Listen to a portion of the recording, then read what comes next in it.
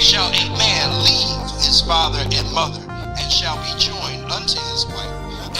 This is the Born of Levi experience on GOCC Media. Treasure with a value that is second to none. She surpassed the cost of rubies, and to have her in your life, it's such a true gift.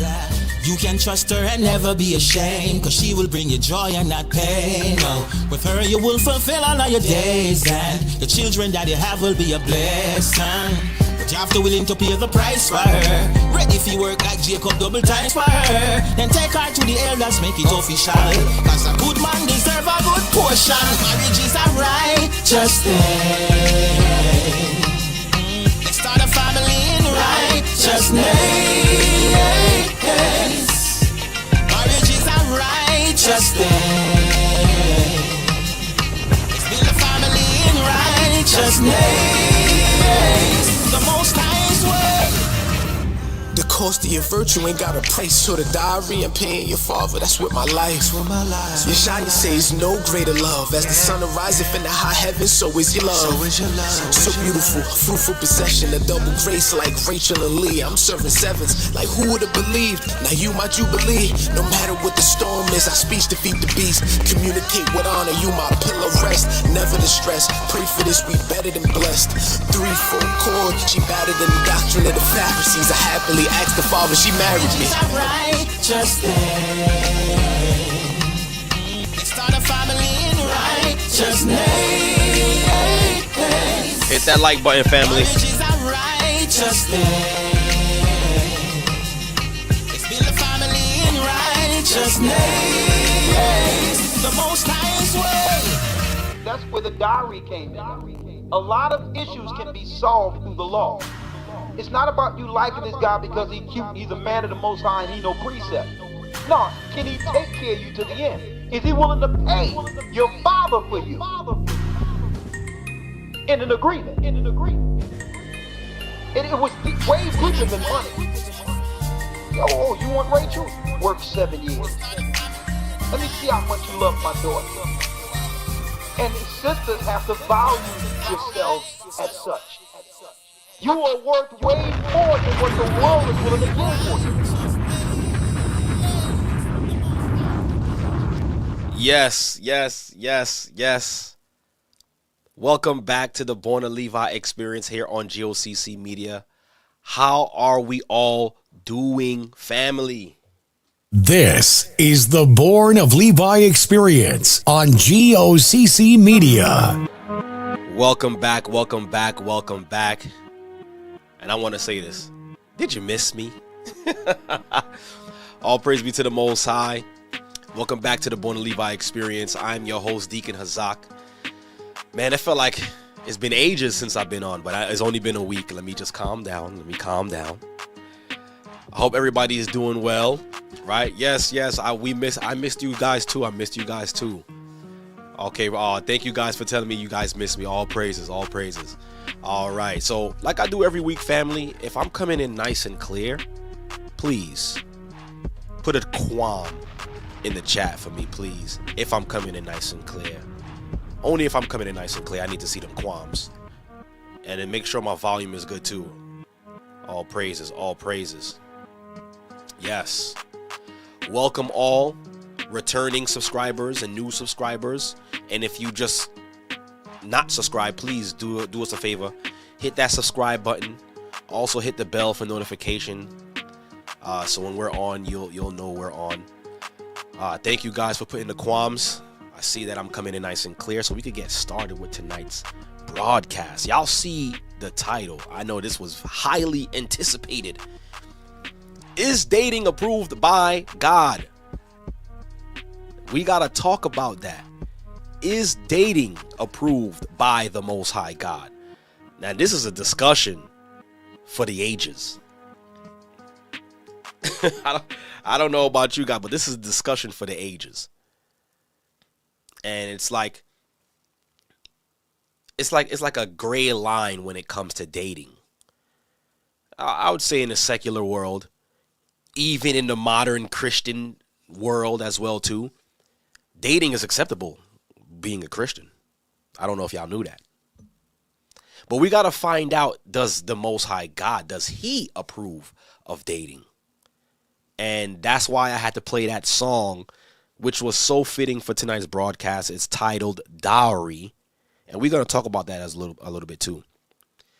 The title of that song is called Dowry by Hebrew Fresh, Ra'ash Yashar Allah, and Yaquar.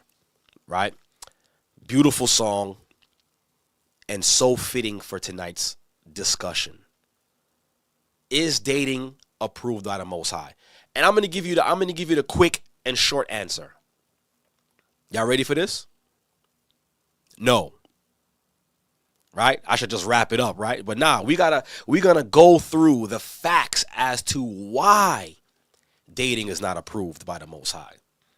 Because there was no such thing as dating when the Most High created Adam and Eve. He didn't say, hey, Adam, here's Eve. I want you guys to date for a couple of months and see how you guys like it. The Most High didn't do that. So we got to figure out where dating came from. What's its origin? And how, and believe it or not, dating is very destructive. You may not see it when you're young and you're in your feelings and you got, that feeling in your stomach when you see that person that you like. You get the butterflies. Oh my God, he just texted me. Oh my God, she's looking at me. Right? But dating is very, very bad. And a lot of us, and I know a lot of us that's listening to this broadcast right now, wish we would have listened to our parents.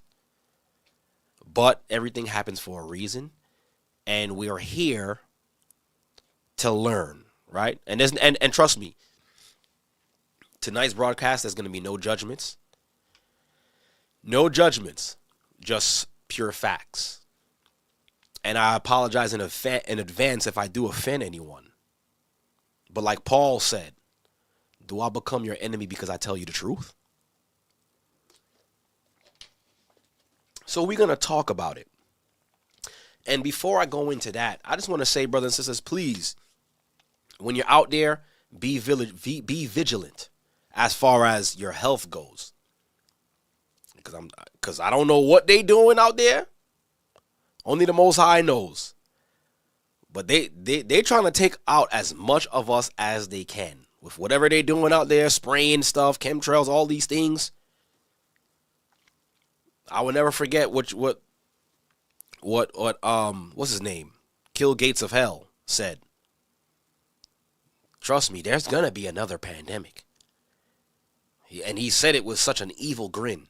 So, brothers and sisters, please be vigilant, stay healthy, and, praise the Most High for the herbs, the natural herbs that he's given us, the remedies for healing and for our strength and to boost, all of our immunities and all of these things. But praise the Most High for these things. But still, we're coming into some crazy times. So please, brothers and sisters, please stay healthy. Right? All right. So I'm going to get right into it. I'll do announcements after. But is dating approved by the Most High? And I said the short answer, which was no. Right? And some of you may ask, why isn't it approved by God? We're going to go through the scriptures to show you and to give you examples. And a lot of us in here, in this room, used to date, when we was in the world. Now that the Most High has called us out of darkness and into his marvelous light, now we can see the errors in our past ways. So now, there's some questions I'm going to ask y'all too. I'm going to put up the Zoom link. We'll have a conversation. But I've seen a very interesting video. Trust me, I'm going to play some videos for y'all. Just to drive the point home and to show you why dating is of the devil. I'm sorry. There's no other way. There's no other words for me to use to place how, what I think about dating. I honestly think dating is of the devil. Once you really look at it from a biblical sense and what our parents was trying to protect us from, Only the devil could have came up with this scheme. But look, I seen this video earlier was it today? I think it was earlier today or sometime this week. And I want to play this. No, actually it was today. I seen this video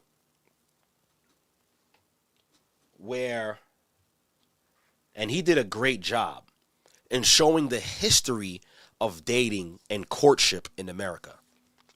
Right?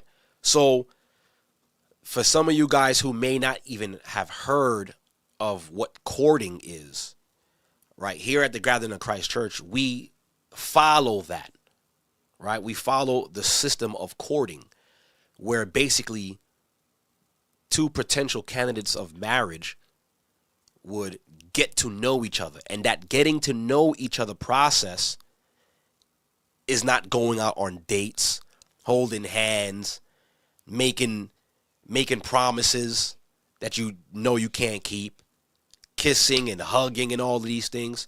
So we're going to talk about that. And praise the Most High for the body as well too. I want to give all praise to the Most High because we just attended a wedding.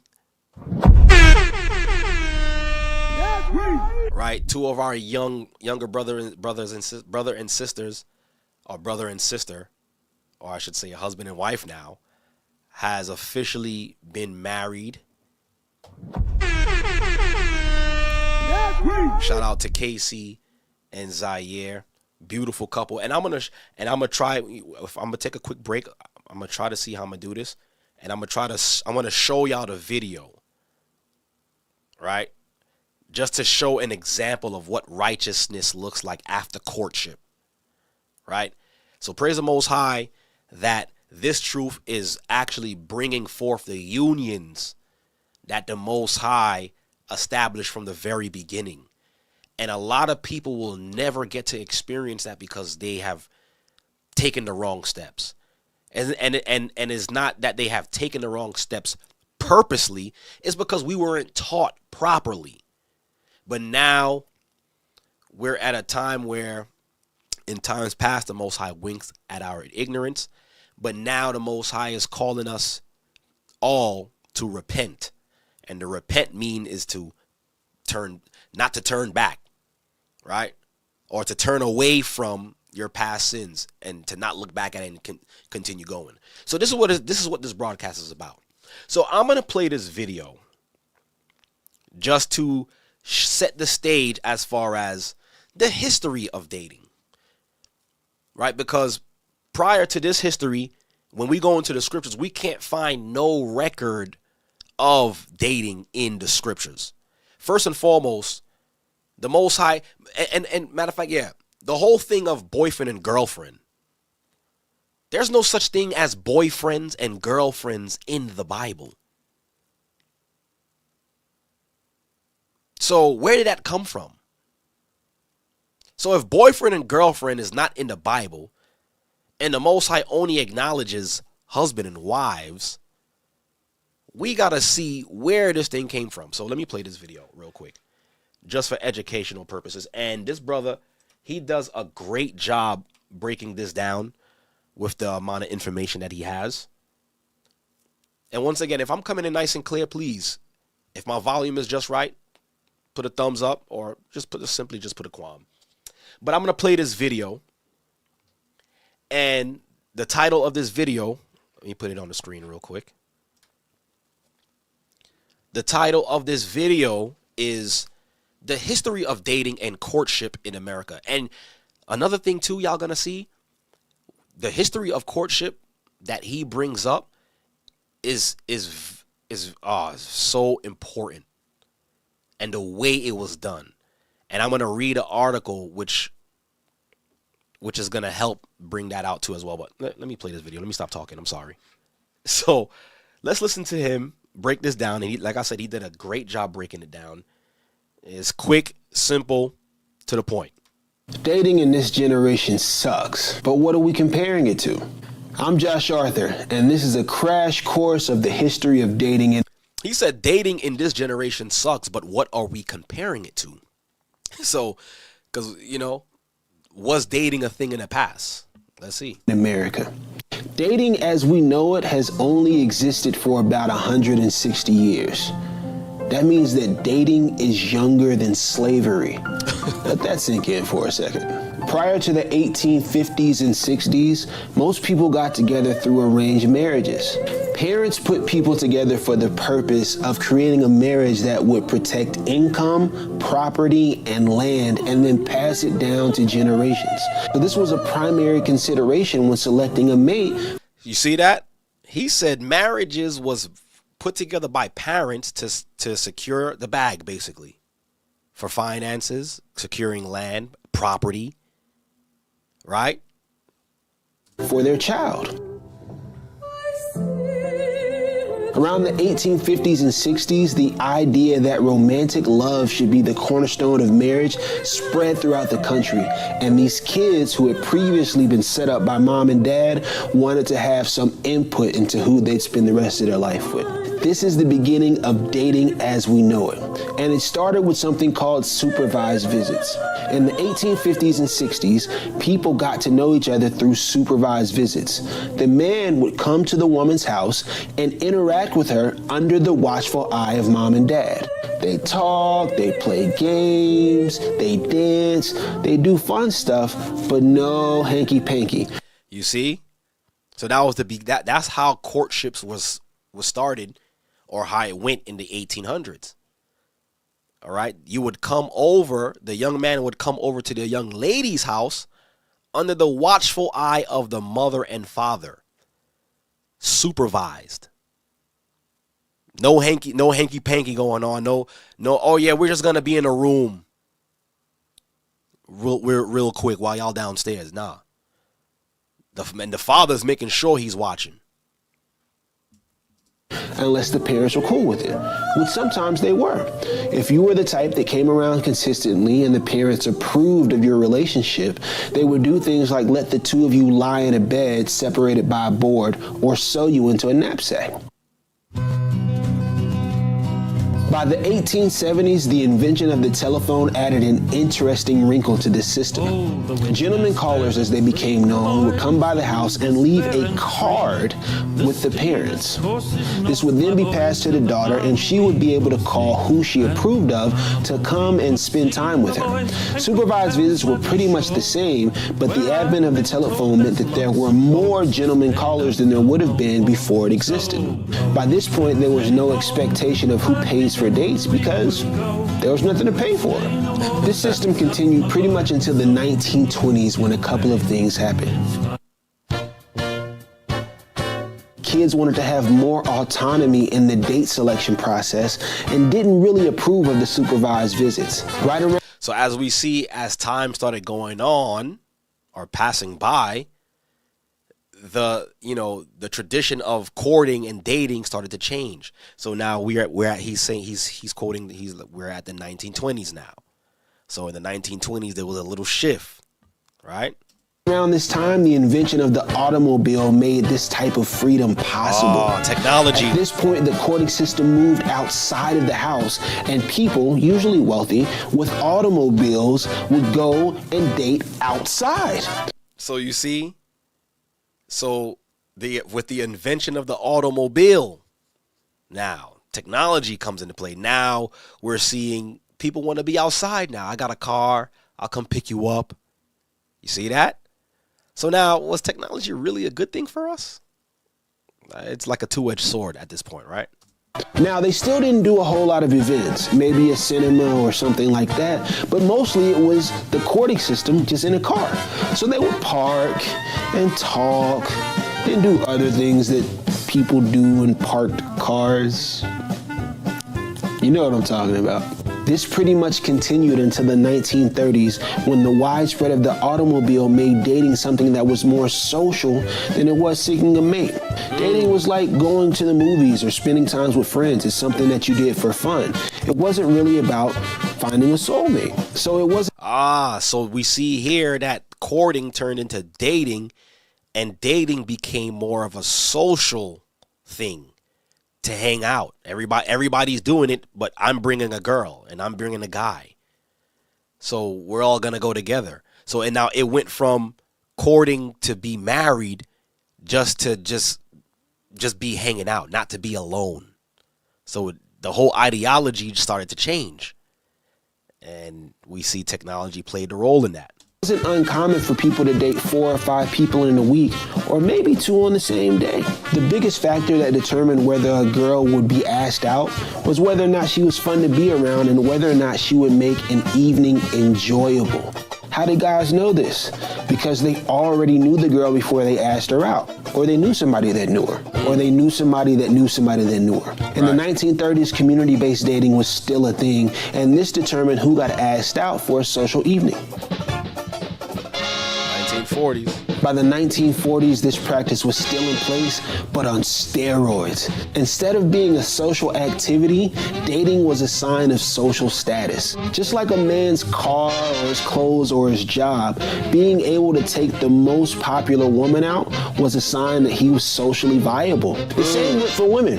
As a social signifier, a woman had importance or prestige based off of how many men took her out.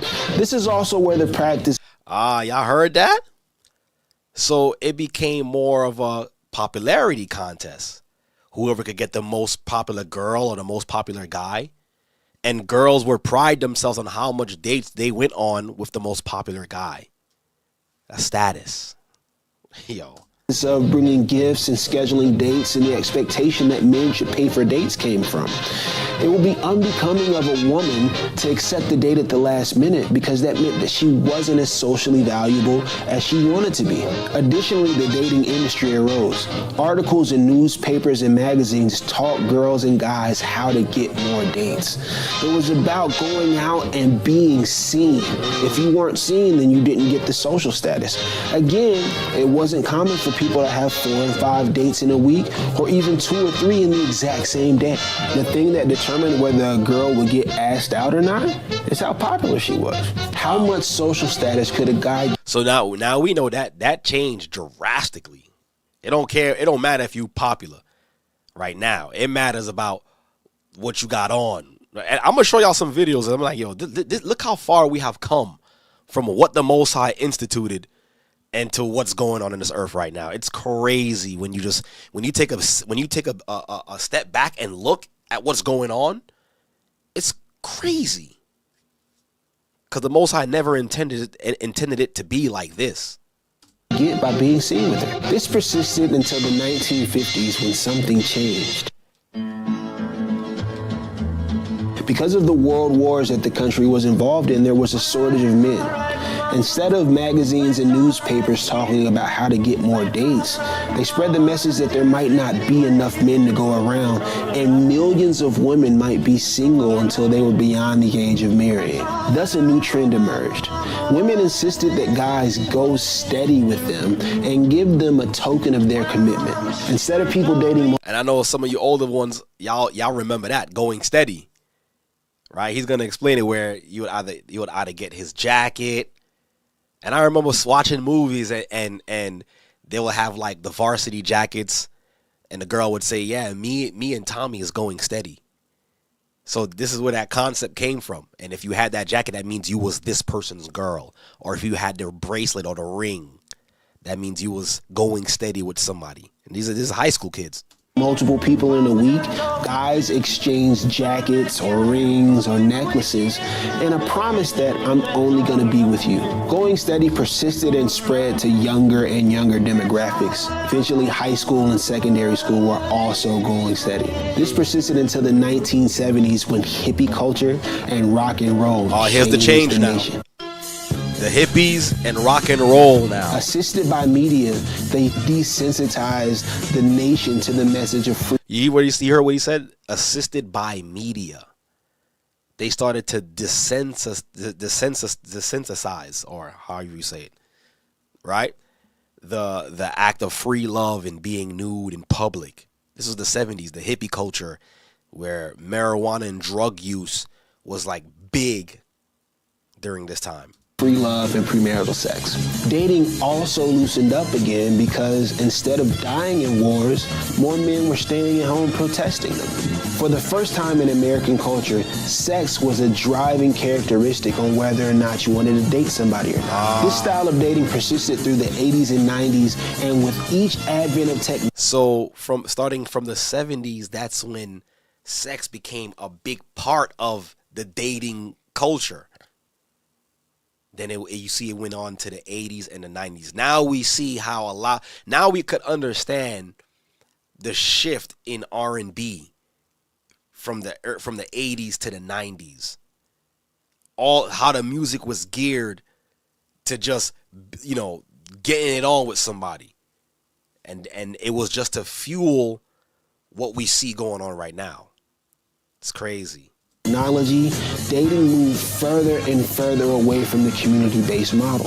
Instead of dating somebody that you knew or somebody that you knew somebody that knew, you increasingly were more likely to date somebody that you didn't know anything about and that you had to get to know through the dating process. By 1995, Match.com launched as the first online dating site. And in 1998, You've Got Mail broadcasted online dating into the world by featuring the... So in 1995, I didn't even know that. In 1995 was the first dating site.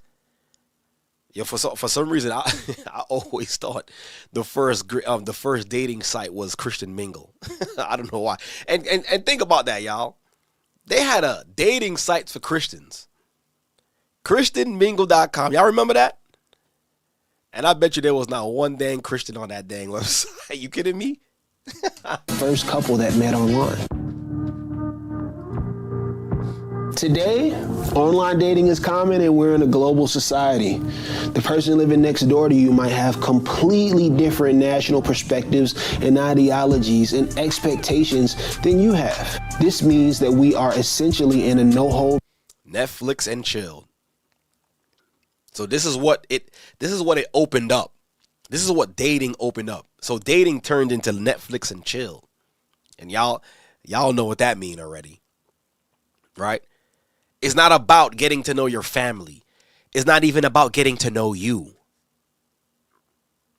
This is what it turned into. And this is what the Most High did not intend this to be.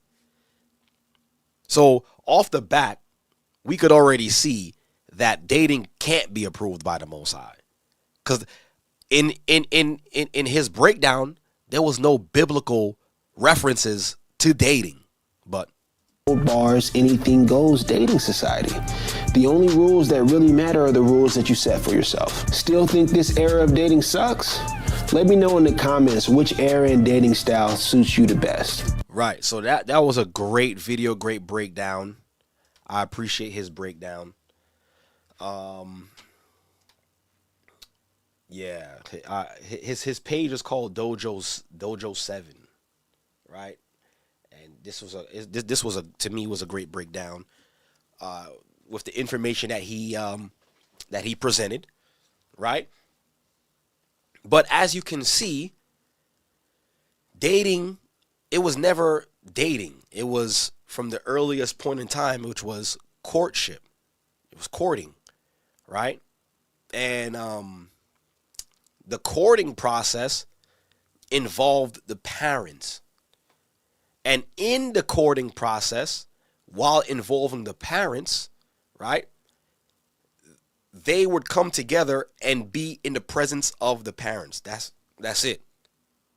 No late night phone calls, no hanging out on the side, none of that. Supervised visits. So that way the father could be like, all right, what's your intentions with my daughter? But what if I was to tell you prior to that, it was more so of the father's responsibility to make sure that his daughter wasn't just courting someone, but was actually chosen for marriage. So let's go. Matter of fact, let's just go into the scriptures, right? We're going to go into the scriptures to show that courting or dating was never intended from the beginning. Like I said, when the Most High created Adam, he didn't say, yeah, here's Eve. I want you to court her. Or matter of fact, I want you to date her and see what you guys think. And then, if it don't work out, there's more fish in the sea. Right? So now, well, matter of fact, before I go into the scripture, matter of fact, let me just go into the scriptures because I wanted to wait first. Yeah, let me do that. Hit that like button, brothers and sisters, as you come in. Drive the traffic. Right?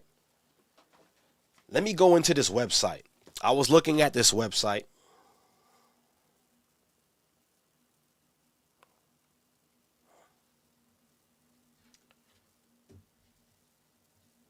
And hear what they have to say here.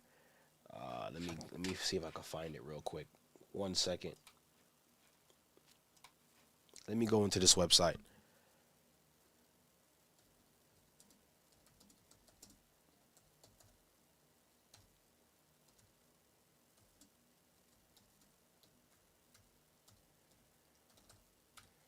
Right? Okay. Let me see if I can find it here real quick. 1 second. This is from City Journal. Give me 1 second.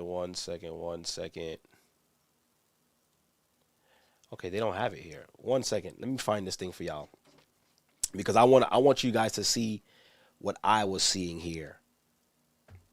Give me 1 second. All right, here it goes. Let me find it for you.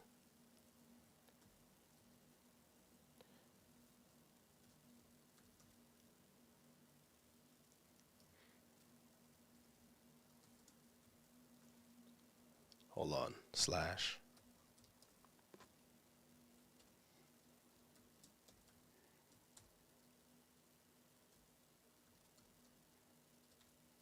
All right.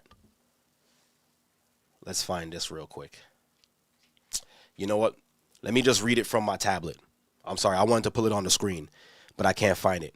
So look, I'm on a website here. Let me see if I could show it to you guys. For the sake of time, I don't want to, waste any time. So you can find this article at cityjournal.org, right? And the title of this article, it says, Why Marriage is Good for You, right? So it says, when Americans debate the value of marriage, most attentions focus on the potential harm to children of divorce or illegitimacy. So every time a topic about marriage comes up, the focus is always about the children. What would marriage do, or what would it not do for children? So now let's keep reading. It says, and for good reasons.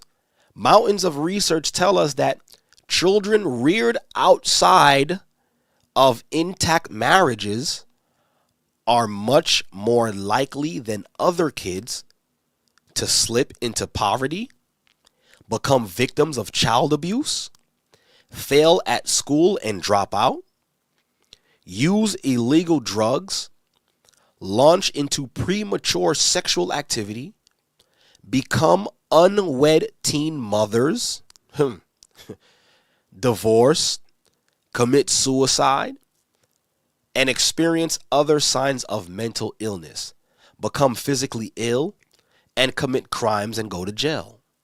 This is what they've researched. It says, on average, children reared outside of marriage are less successful in their careers, even after controlling not only for income, but also for parental conflict. It says, yes, marriage protects children. So kudos to you.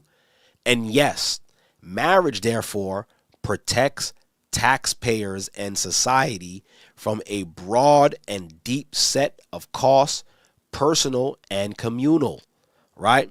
So, and it's crazy because a lot of the articles that I seen when I was looking up this topic, a lot of the articles when I typed in, is marriage beneficial? Like I got something on my face here. All right. It says, I looked up, is marriage beneficial? Or what are the benefits for marriage, of being married, right? And a lot of the articles was tied to the financial side, the financial aspect of being the okays of being married, and that's what the world is concerned. That's what the world is concerned with, the financial aspect of marriage, and that's what this world actually did. It turned what the Most High made free into a business. Marriage is big business, right? You got to pay to get married, and if you get a divorce, it's more money, right?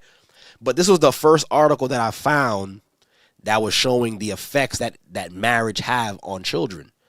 And they found that children that were made outside of marriages exhibit all of those negative attributes.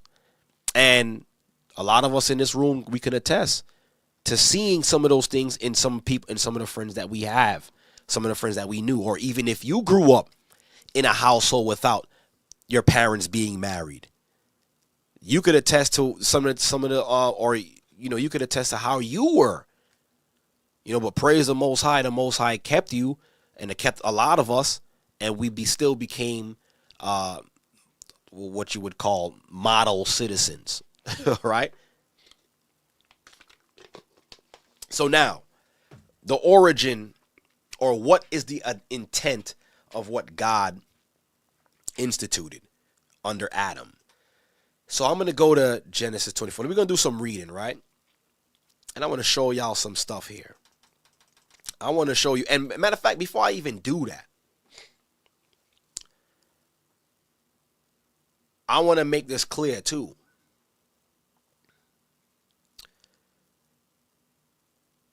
You cannot just sleep with someone and say this person is your spouse. That doesn't make sense. It'll never. It just doesn't make sense. And people would like to use a circumstantial law to try to fit, I would say, their lusts. But this is what I'm gonna do. Let me put this on the screen. This is exactly what I'm gonna do. Someone put a comment. So last week, you guys know, I didn't stream. Right? I didn't stream last week. And I was explaining to everyone that I would be going into this broadcast speaking of, is dating approved by the Most High, right? I spoke about that. Let's see here. Let me find this for you guys.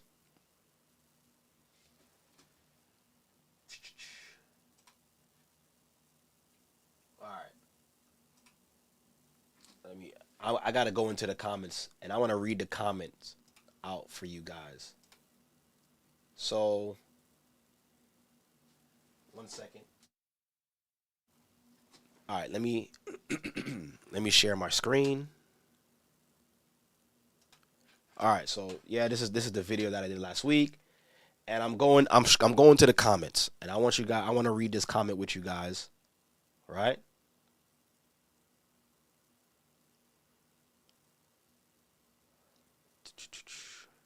All right. So this comment right here, right? By Dexter Esters, whatever. And my apologies if you were truly asking a question, but I'm not too sure if it was a question. But let's read this. It says, question: if you bring a sister to your house to stay, is she considered your wife? When you start talking to a woman, is she your wife? And he answers no. And then he goes into Deuteronomy 21:10 and 14. After that, thou shalt go in to her and be her husband, and she shall become your wife. What was they doing at first? Getting to know each other. So I'm assuming this person doesn't really understand the scripture or doesn't really know the context of what was happening in that, or why was that circumstantial law there, right? So first and foremost, she was just that sister or woman was not in that Israelite man's just house out of nowhere. She was a captive. So there was circumstantial laws for captive women, right? So matter of fact, let me go there first. Let me read that. Let's go to Deuteronomy 21. 1 second. Let's go to Deuteronomy 21. I just want to address this, right? Let's start at verse 10, right? And put it on the screen for you guys so we all could read and learn something together. So Deuteronomy 21:10, it says, when thou goest forth to war. So now we see what the context is. This is specifically when you're going out to war. And none of us is going to war. We do not have an army. It says, when thou goest forth to war against thine enemies, and the Lord thy God have delivered them into thine hands, and thou hast taken them captive, and seest among the captives a beautiful woman, and hast a desire unto her, that thou wouldest have her to thy wife. So now you want to make her your wife, right? Here's the circumstance. Then thou shalt bring her home to thine house, and she shall shave her head and pare her nails, meaning she would shave her head bald and pare all her nails off. Okay? Right? And she shall put the raiment of her captivity from off her, meaning she got to change her clothes. She can't wear her native clothing anymore. And shall remain in thine house. So now she's going to be in your home. Bald head and everything. No nails on her, no fingernails, or no nothing. And you just got to watch her. And he says what? And she shall bewail her father and her mother, because why? Why is she bewailing them? Because you took her by force. She's a captive. And it says a full month. And after that thou shalt go in unto her. Now, if you want to, then you may take her now, and be her husband, and she shall be thy wife. So now, basically, after doing all of that to her, shaving her head bald, paring her nails, and Moses is like, yo, if you still find her beautiful and you still want her, then you may have her, right? And it says, and it shall be, if thou have no delight in her, then thou shalt let her go whither she will, right? But thou shalt not sell her at all for money. Thou shalt not make merchandise of her, because thou hast humbled her. Right. So now we see that this was a circumstantial law for captive women, that was captured through conquering in war. So the only reason why you would take her into your home is because she was a captive. So in this day and age, women aren't captives. There's women walking around in the street. Matter of fact, we're not at war. You're not at war to take captive women and be like, yeah, I want her to be my wife. That's not happening. So this scripture does not apply to anything concerning marriage with us. That's first and foremost. I just want to address that. So you can't use that scripture to say, why is she in your house? She's in your house because she's a captive woman. We don't have captives right now. So I just wanted to get that out the way. So no, this does not apply. Let's go to the scriptures that actually does apply to marriage. So we're going to go to Genesis. We're going to go to Genesis 24 with the union between our father Isaac and our foremother Rebecca. Right? Beautiful story. And through this story, it actually points out, or it paints how marriages went moving forward in Israel. Right? How marriages went from that point onward.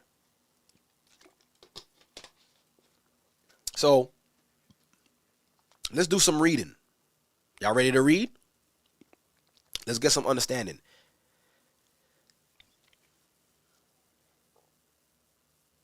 So I'm in Genesis 24, verse 1. So now listen to this clearly. And it was always in the father's interest to make sure his son was married off. And we see how in this society, traditionally how it goes, the father of the bride would have to pay the cost for the wedding. Y'all know that, right? If you do it traditionally in an American wedding, the father of the bride usually pays the cost for the wedding. But in biblical times, the father of the groom would actually pay. Okay? So and that's Hebrew culture. So let's read this. Genesis 24:1, it says, and Abraham was old and was well stricken in age, and the Lord had blessed him in all things. And Abraham said unto his eldest servant of his house, that ruled over all that he had, put, I pray thee, thine hand under my thigh. So this is how he would make a covenant, or he'll make a promise, or make an oath. And I will make thee swear by thee, and I will make thee swear by the Lord, the God of heaven and the God of the earth, that thou shalt not take a wife unto my son of the daughters of the Canaanites among whom I dwell. So now, why was it very important for Eliezer to not give Isaac to a foreign or strange woman? Remember, like when we watched that video earlier, marriages was always to secure the family's legacy, wealth, land, so on and so forth. The Canaanites happened to be cursed as a people, right? Dealing all type of witchcraft and satanic worships, and they were just cursed as a people. Can you imagine Abraham have to give his inheritance, some of his inheritance, to a cursed people? Would that make sense? Right? Just to give a little insight of why he didn't want his son to marry of the daughters of Cain, or the Canaanites, Canaan, right? He says, but thou shalt go unto my country and to my kindred and take a wife unto my son Isaac. So fathers would make sure that their sons would marry into it, or would marry with a family that they approved of. Now we see how important it is to have the fathers in the home, right? So as we can see, Abraham was ensuring that he took a wife from a family that he trusted, right? Let's continue. And the servant said unto him, peradventure the woman will not be willing to follow me unto this land. Must I needs bring thy son again unto the land from whence thou camest? And Abraham said unto him, beware thou that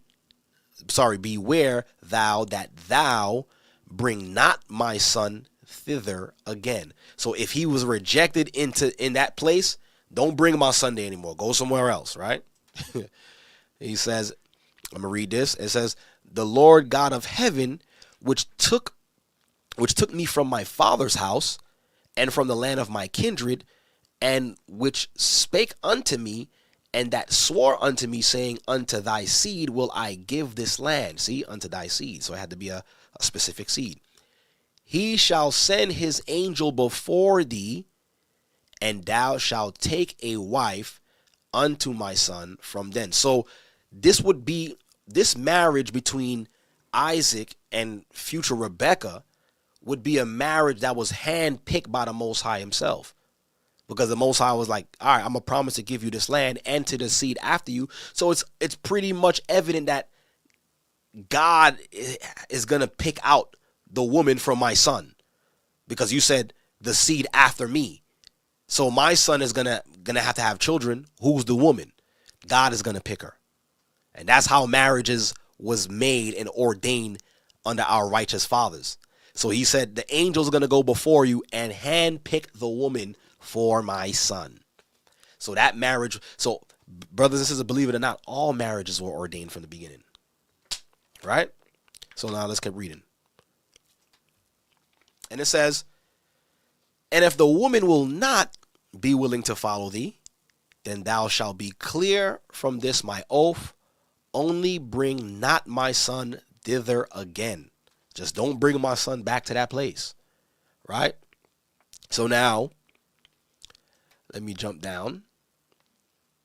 So now listen to this. It says, and the servant took 10 camels. So look at how much wealth Abraham had.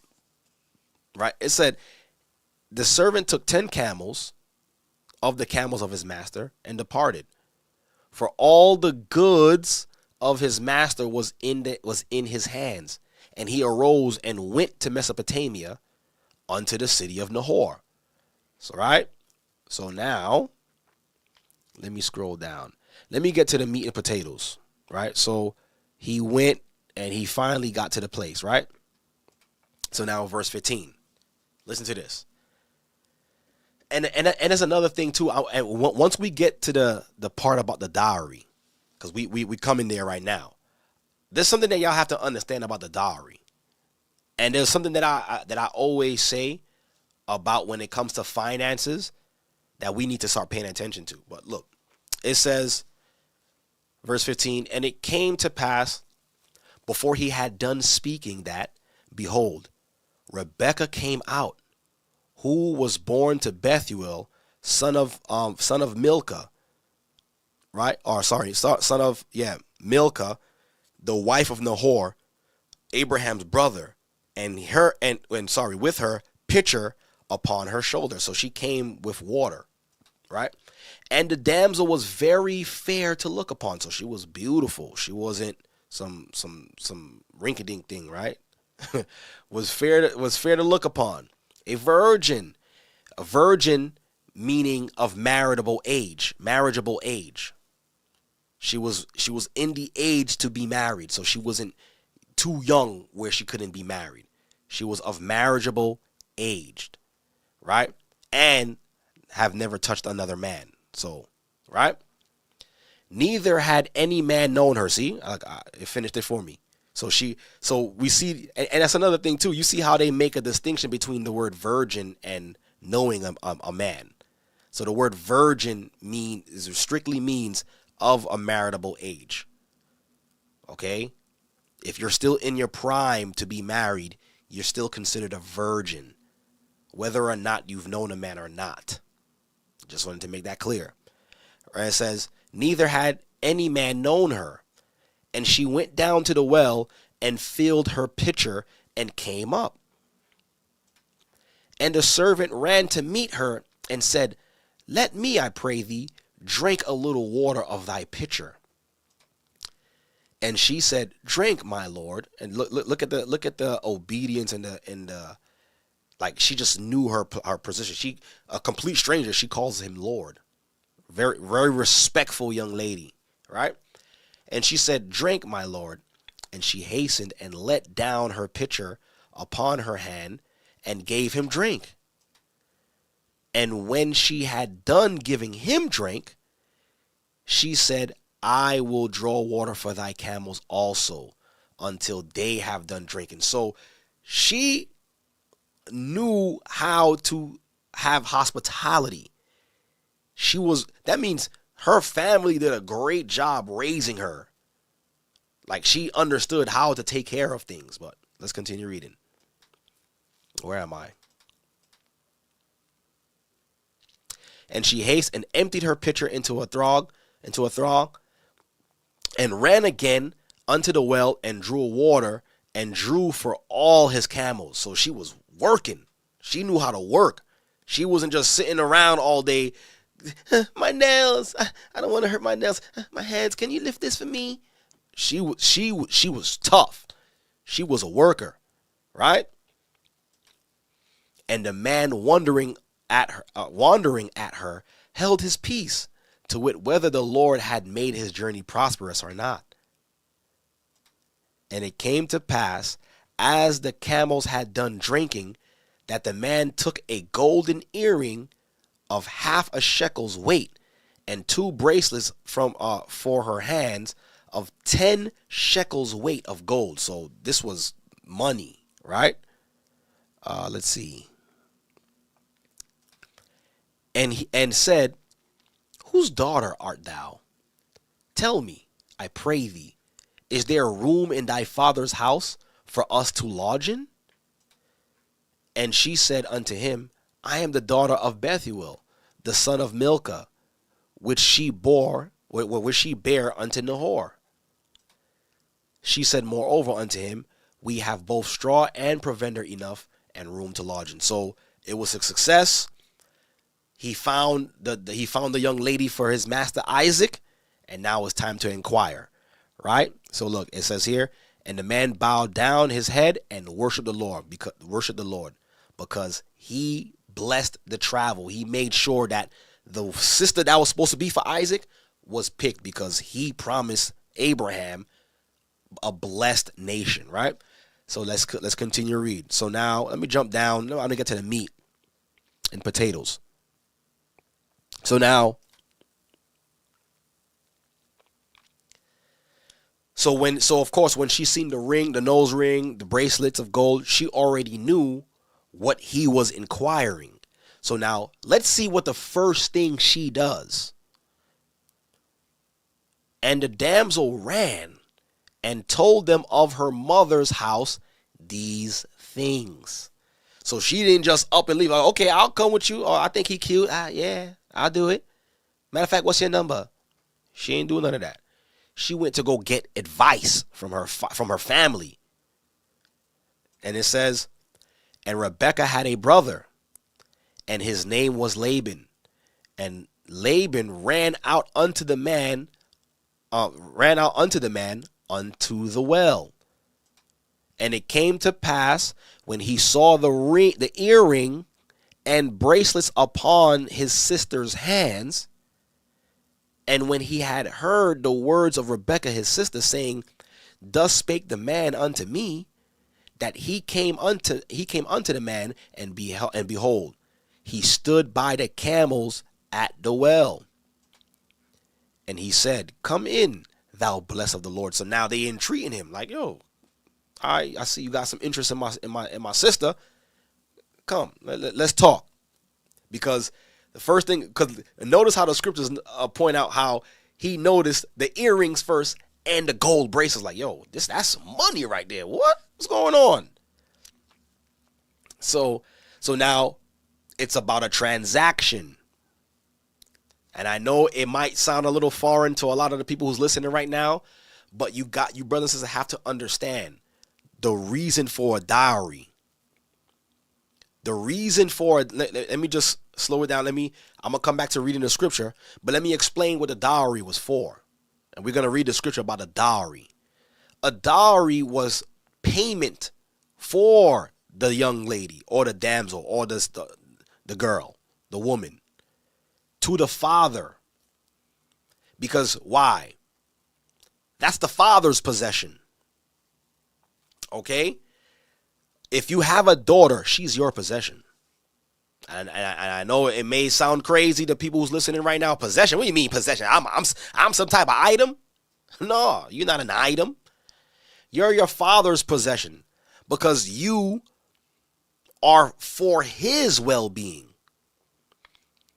You think Rebekah was in the house sitting down just looking at the wall?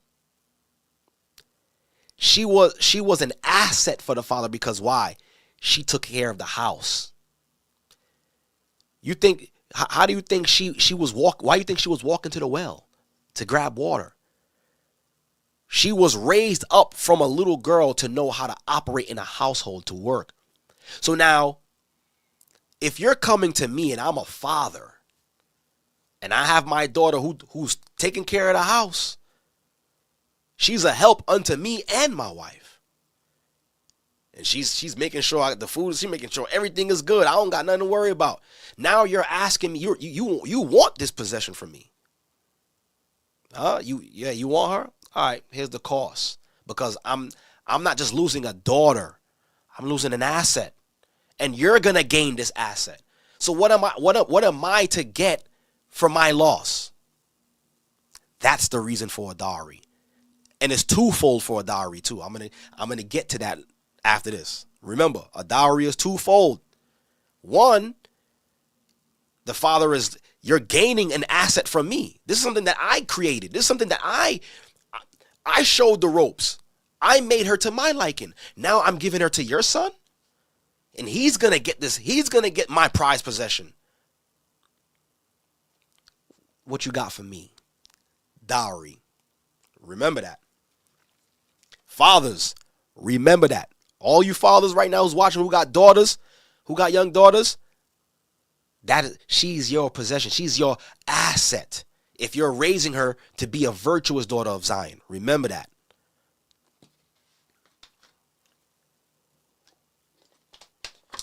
Back to the scriptures. So he said, come in, thou blessed of the Lord. Wherefore thou standest thou without? So he's like, yo, come in. Don't. It's cold outside. Come on, I got some food. Come on, man. Because he know, see, it's about to be an exchange. It's about to be a deal going down. Okay? For I have prepared the house and room for the camels. So isn't that how you would talk to somebody if you're trying to do business with them? Right? Verse 32. And the man came into the house, and he ungirded his camels, and gave straw and provender for the camels, and water to wash his feet, and the man's feet, and the man's feet that were with him. So he didn't just wash Eleazar's feet; he washed the other men's feet too. So he was trying to show Eleazar, like, yo, you came to the right place. Okay? And there was set before him to eat, but he said, I will not eat until I have told mine errands. And he said, speak on. And he said, I am Abraham's servant, and the Lord have blessed my master greatly. And he is become great, and he have given him flocks and herds and silver and gold and manservants and maidservants, camels and donkeys. And Sarah, my master's wife, bare a son to my master when she was old, and unto him have he given all that he hath. So now you can imagine they standing there like, yo, this man is loaded. Okay. And my master made me swear, saying, thou shalt not take a wife to my son of the daughters of the Canaanites, in whose land I dwelt. But thou shalt go unto my father's house and to my kindred, and take a wife unto my son. Right? Take unto my wife unto my son. And I said unto my master, peradventure the woman would not follow me. And he said, so he basically explained to him the same thing that he said to him, like, what if she don't follow me? Then you just leave. You're free from this oath, right? Let me jump down.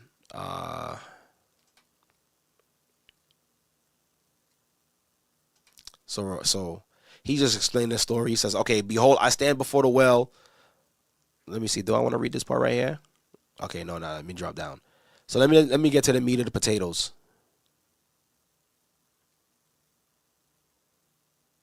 Let me jump down to verse. Right here, verse 49. And he says, and now, if ye will deal kindly and truly with my master, tell me, and if not, tell me, that I may turn to the right hand or to the left. Then Laban and Bethuel answered and said, the thing proceedeth from the Lord. We cannot speak unto thee bad or good. So after Eleazar explained his journey and how the Most High made it happen the way it happened, he prayed to the Most High and he said, yo, let the one that's for my master's son, let her appear. And she came, Rebecca came. And now they're saying like, yo, I can't speak against the Most High. I can't say anything bad or anything good. So now look what they asked her now. Behold, Rebecca is before thee. Take her and go, and let her be thy master's wife, as the Lord hath spoken. And it came to pass that when Abraham's servant heard the words, he worshipped the Lord, bowing himself to the earth. And the servant brought forth jewels of silver and jewels of gold and raiment, and gave them to Rebekah. He gave also to her brother and to her mother precious things. So that was the dowry, payment in exchange. And they did eat and drink, and he and the men that were with him, and tarried all night. And they rose up in the morning, and he said, send me away unto my master. And her brother and her mother said, let the damsel abide with us a few days, at least 10, after that she can go. And he said unto them, hinder me not, seeing that the Lord have prospered my way. Send me away that I may go to my master. And he said, we will call the damsel and inquire at her mouth. So at first they was reluctant to let her go. They was like, yo, let her stay at least for 10 days. And then, he was like, nah, listen, I just gave the payment. Let me go. But now they said, let's ask Rebecca. So it's not like she didn't have a choice. Right? So let's continue reading. It said, and they said, we will call the damsel and inquire at her mouth. And they called Rebecca, and said unto her, wilt thou go with this man? And what she said? And she said, I will go. So she clearly had a choice, but she understood this is what she was raised for. This is what she was created for. She knew that one day that she would be someone's wife. She was trained to be that. So that's why she had no problem. She wasn't scared to be someone's wife. She knew how to already operate as one. So she had the clear choice to go. So now, let's go. Let's keep reading. And they sent her away, and they sent away Rebecca, their sister, and her nurse, and Abraham's servant and his men.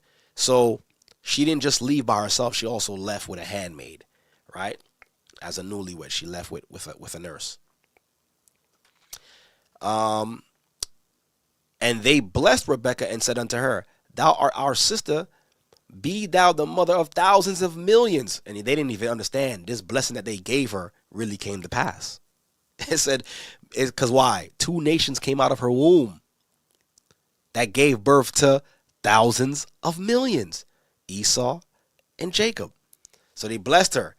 And let thy seed possess the gate of those which hate them. And guess whose blessing that was for? That was for Jacob. They blessed Jacob before he was even on this earth. This is crazy. Right? And Rebekah arose and her damsel, and they rode upon the camels and followed the men. So now, and it says, verse 62, and Isaac came from the way of the well of Lahori, for he dwelt in the south country.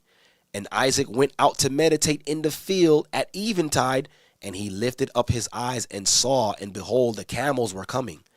And Rebekah lifted up her eyes, and when she saw Isaac, she lighted off of the camel. So she's like, oh, who's this? She said, for she had said unto the servant, what man is this that walketh in the field to meet us? And the servant had said, it is my master. Therefore she took a veil and covered herself. She didn't fix her cleavage and try to show herself more. She didn't hike up her skirt and try to show off her legs. What she did? She covered herself, showing modesty. Keep that in mind. Okay? And the servant told Isaac all things that had been done. And Isaac brought her into his mother's Sarah's tent and took Rebekah, and she became his wife, and he loved her. And Isaac was comforted after his mother's death. So we see how the institution of marriage happened in biblical times. How Isaac found a wife, the same way how Abraham found a wife. So this is how it was done. The fathers was responsible of arranging a marriage for their sons with a reputable family that they could trust. And with that, they would send the gifts of exchange. Remember I said the dowry. The dowry was payment for the damsel, or payment for the young lady. Because why? The father of the bride is losing a possession. Okay? Is losing an asset. So he would pay the dowry. And I even read I was reading further. And it also tells you that the dowry also act as payment just in case if the son, or I put it like this, the dowry was also like a lien. Check this out. It's also like a lien on the groom. To, like, let's say if he would later try to divorce the daughter, the father would use the dowry as a lien. They'd be like, nah, hold on, you're still tied to this marriage. Matter of fact, you didn't even finish paying me. But all that is drawn up in the contracts, though. That's another can of worms, but I'm gonna leave that to the side, right? So we see here, this is how marriages was done. So dating. What does dating bring forth? Y'all tell me what dating bring forth. Let me go back here. Let's look at some crazy examples. 1 second. I want to show y'all, and this is what actually sparked this. Let me show you. This is what sparked this this broadcast. I'm gonna play some videos, but there's one video in particular, right? I hope y'all following me. Y'all said it brings confusion, a bunch of issues, fornication, yes. Dating brings curses, yes. Nothing but lust and infatuation, of course. Y'all on point. So let me see something here. 1 second. I thought I saved this thing.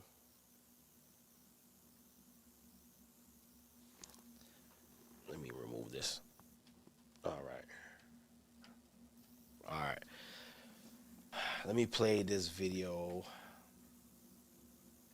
There was one video in particular that I wanted to show y'all. They gotta be in my history. Hit that like button, brothers and sisters. Hit that like button.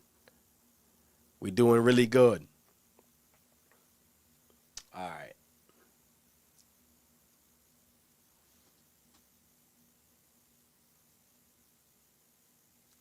One second.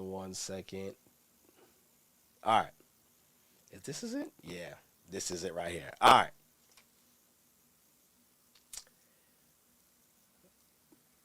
Oh, another thing too. Dating is so crazy. Like remember we was talking about the first dating site. Right? Like I said, I thought it was Christian Mingle. But it actually came out in 1995. And who remember that I don't know if you want to call it a game show or if you're going to call it a series. Y'all remember The Bachelor? It used to come on Channel 7. Y'all remember The Bachelor? Where it would be one guy and like 50 women, and he would have to go on a date and then choose one of the 50. Y'all remember that? So, somebody said Love Connection. Yo, that was the game show where they would go on was that when they would go on a blind date with somebody, and they would see if they would want to stay with that person or be broken up. I think that was, you brought it back. Pierre brought it back. But that show, The Bachelor. And then a couple of years later, they had something called The Bachelorette, where it was one woman, 50 to about 50 men. That, matter of fact, and I'm going to go into the scriptures to show you what that's called. But what I'm about to show y'all right now is actually The Bachelor and The Bachelorette on steroids. So, and some of you guys probably already seen this before, but I came across this, and I'm gonna show y'all, right? So this is called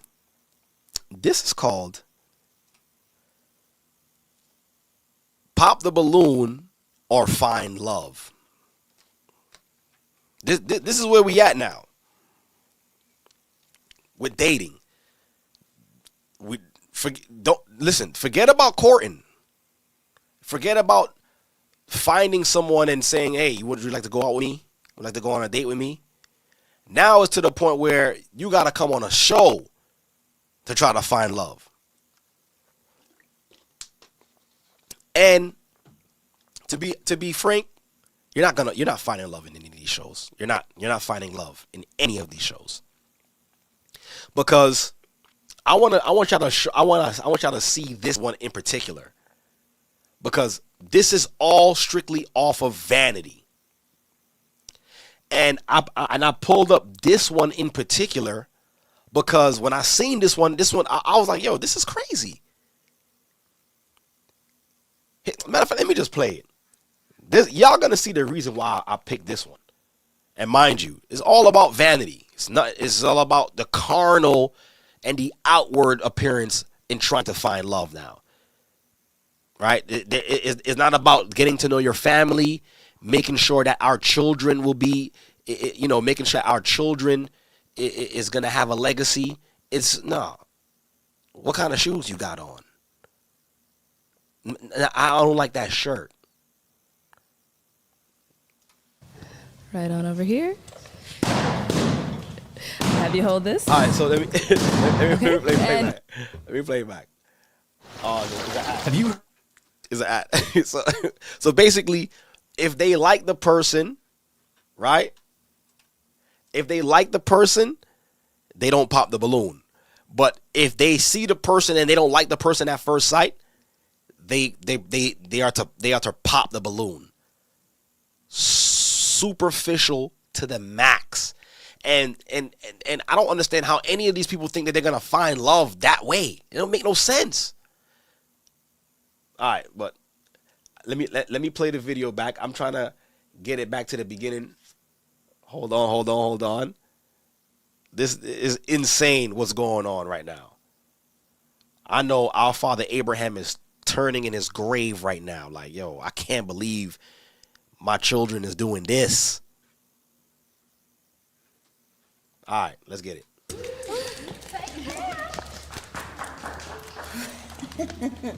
Okay, our next single guy, come on out. Our next single guy, come on.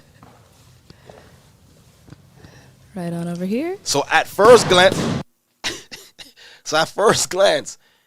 and there's not, to me, he's not an ugly brother. He's a handsome looking brother, man. But they just popping the balloons. She was first. Look. Have you hold this? Okay, Okay. And if we can have your name. My name is Jeremy. And how old are you, So only Jeremy? one sister did pop it. 27. Okay. What do you do? 27, young man in his prime. Okay? So I just graduated law school. I just graduated law school. They ain't know that about him. I just graduated law school. So I just got hired for Fedora Legal Services. And he's hired for a law firm services. Right? Legal services. Law firm. Right? So he's employed. Graduated law school. Congratulations. Check me out. All right. And I like how he's still in good spirits. He's still in good spirits, even though all of them pop the balloons. But And Jeremy, what do you look for in a woman? Man, I want somebody who can hold it down. Conversations. I love conversations. You know what I'm saying? She know how to throw it on because I go out every now and then. You know what I'm saying? Okay. I like honesty too, though. You know what I'm saying? Don't be lying to me and shit. Feel me? Choose the language. If you on that, you know what I'm saying? We could talk about whatever. So you got secrets and shit, talk to me. You know what I'm saying? Let me know. Okay. You know what I'm saying? All right. So we did get a couple of pop balloons. Let's go over to these ladies and A see what's going couple? on, all right? Let's see what's happening. Okay, let's start here. Oh, If and we can have your name. now she following the crowd. She following the crowd. And matter of fact, just by looking, no offense, just by looking at these sisters, I could see why they single. I could see why. Because you not leaving nothing up to the imagination. The brothers out there already seeing what they got. They taking it and they out the door. That's the reason. But let's let somebody tell them that, oh, you just hating, you just hate women, look at you, you a sexist, sister, I'm trying to help you. Name and how old you are. My name is Fiona and I'm 34. And Fiona, why did 34 and popping balloons. Now let's hear why she's popping the balloon. you end up popping your balloon? Alan says they want a rapper. You're right. I really like your smile, Look, but I just felt the young vibes immediately, and then I'm not sure if I like the hat. And you pop the balloon because you don't like the hat? And you see, this is where we have become. This is where we got to when it comes to choosing a mate. She didn't like the hat, brothers and sisters. The hat. Forget about all his achievements and how financially stable he is.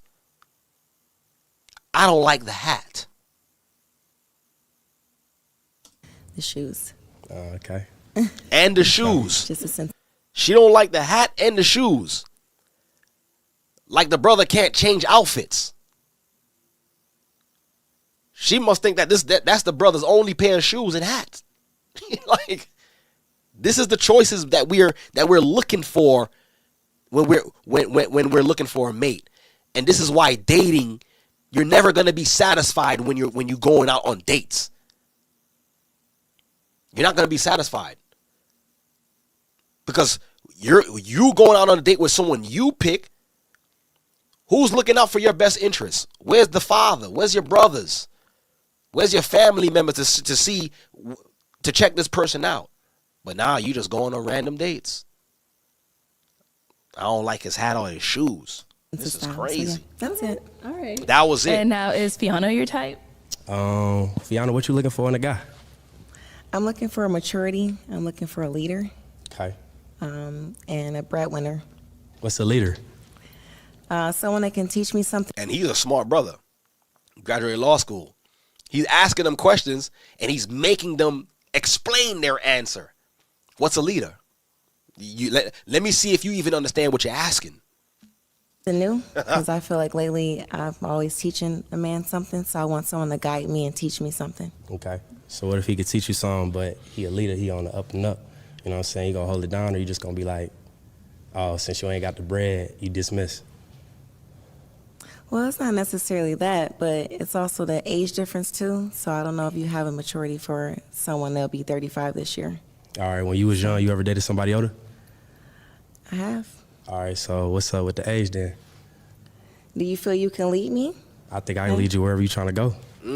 What an answer. I think I could lead you wherever you trying to go. It's a bright young man right here. Then I might reconsider my balloon being popped. Oh. Sure. All right. Like the tap. Now you're reconsidering. But just cause off of a first glance, you pop the balloon. Oh, was that a butterfly? It is a butterfly. How many tattoos you got? About roughly 20. Okay. They mean something, or you just be getting tatted? No, they mean something. Oh, okay. That's what's up. What's the best tat you got? Probably I got an Afro chick on my back, and it represents my sister. Brother, run. Oh, okay. That passed, yeah. Oh, okay, rest in peace. I feel that. Thank I you. had people that died, you know what I'm saying? So I understand, it hurt. We move on, we rep, Exactly, I'm moving on. Yeah. Let's go. Okay. Let's get to the next one. You feeling the vibe, or? I'm feeling the vibe. I am. Okay. I like it. I like the aggression. That's how I am. Okay, are we getting a balloon back? I think we're getting a balloon back. Oh, let's get the balloon back. Let's get that. Yeah. Hey, Red, my mom's favorite. Not to burst y'all bubble, she ends up popping the balloon again. Yeah, just to put it out there. Color too. Oh, okay. We're gonna be back for you. Okay. All right, let's go to our next lady. What's up? We can have your name and how old you are. I'm Sierra. I'm 27 as well. Okay, all right, 27 gang. Sierra, why'd you end up popping your balloon? I popped the balloon for the fit because I know we both. I popped the balloon for the fit. And that just means what he's wearing. I popped the balloon because of your outfit. This is crazy. Both got on the phone and he said dress to impress, and you wearing a hoodie, and it's not given for me, unfortunately. But honestly, I'm feeling the inside. Like, I like the voice. I like that you are interested in getting to know us. Yeah. I love your, like your swag, whatever you want to call it. Like, I like that. But it's the fit for me because first impressions are everything, and dress to impress, I'm about that. Okay. Like, style. It's not given. And you know what would be so funny if he was an undercover millionaire? That would have been funny. And I'm happy that he came on a show like that. Because if you only picking me because of what I'm wearing, come on. Give it for me. All right, I feel that. So first impression, right? So what else you see on my hoodie? DOF and a crown. All right, so that's also my LLC. Whoa! Really favorite. Whoa! That's also my LLC. So he's repping his business. So this brother, let me give this brother a round of applause, man. He's repping his business. That's an LLC. So he could care less about wearing somebody else's brand. I'm repping me. And this is all of the little details that these sisters miss. Because you know why? Someone is not there to help them fact check and to get the 411. So, I had to rep what I rep. I had Dreamers Only Fair ever since high school, so I just got my LLC 2 years ago. Wow. Okay, So, I admire that. I also have admire a that. I podcast admire outside that. of this, you know what I'm saying? Maybe you should come. What your tattoo mean? Fear nothing. Fear nothing? Mm-hmm. Oh, okay. That's what's up. Okay. All right. Let's go on to our next lady then. All right, sure. If we can have your name and how old you are. My name is Nucci. I'm 25. Sandy. And Nushi, why'd you end up popping your balloon? Again, the fit. Y'all see the same train wreck happening? Why'd you pop your balloon? Again, yeah, the fit. The outfit is what makes a person. And this is where we at, brothers, as a people. Carnal. And take a look at her shirt. Like, can y'all read that? On her shirt, it says, "My ex is my biggest fan." Now, if you come into a show to so-called find love, why would you wear a shirt like that? What impression are you giving to the quote-unquote man that is trying to approach you? You already showing him drama. My ex is my biggest fan. So now, if I do end up being with this person, I'm going to have to worry about your ex? Is that what you're telling me? Yo, and it's sad at the same time because this is where we at.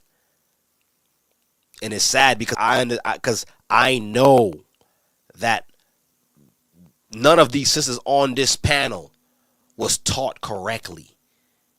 And they're gonna continue going on. They're gonna continue on a downward spiral of not being able to be called someone's wife because they haven't been taught the right way. I like the shoes. I just think that you maybe could have cleaned them up before you came. Yeah. And maybe styled it a little bit different, but I do really like the shoes. And I do like that you representing your LLC, your brand. Yeah, now you like he's repping his LLC, his brand, because you know about it. But if you didn't know about it, you said you're saying the same thing that everybody else saying. The fit. Shit. That's dope. And I really love that you always smiling. Like, you ain't lost a smile yet. I like that. But low key, like, when you kind of walked on, it was kind of giving, like, I don't want to say goofy because, like, that's a terrible word, but it was just, like, the way you came on. I don't know. Okay. But, yeah. And what happened to your finger? Because what is going on? So I also work on cars. So I was glad you noticed that. So I was fixing one of my homie cars. I got caught in the terminal belt. Almost took it for real. I just got Lord. the stitches. I was going to wrap it up, but I'm going to keep it gangster. So, yeah, keep it gangster. I just wanted to know what happened. But all right, well, I don't want to keep playing too much of this. But, brothers and sisters, I want to let y'all know that each and every one of the sisters said the same thing. Forget about what he does for a living. Forget about all his accomplishments and his achievements. Every last one of them was saying, "Oh, it was the outfit for me. Yeah, I don't like your hat. I don't like your sneakers." But now the question is, what is the point of being married? What is the point of finding a mate? Isn't the point of marriage is to set up a future for your children and to make sure financially that you'll be able to be supported, not just by your own income, but by someone else's income? So, like, what are we looking for when it comes to a mate? And is dating gonna help you find that? No, it's not. It's not. Brother, hold on. It gets worse. It clearly gets worse. It gets worse as to what we look for. What we look for. And somebody hit it right on the head. Right? Somebody hit it right on the head. Somebody said, when I asked what are they looking for, somebody said they're looking for a rapper. I got something for you right now. Huh?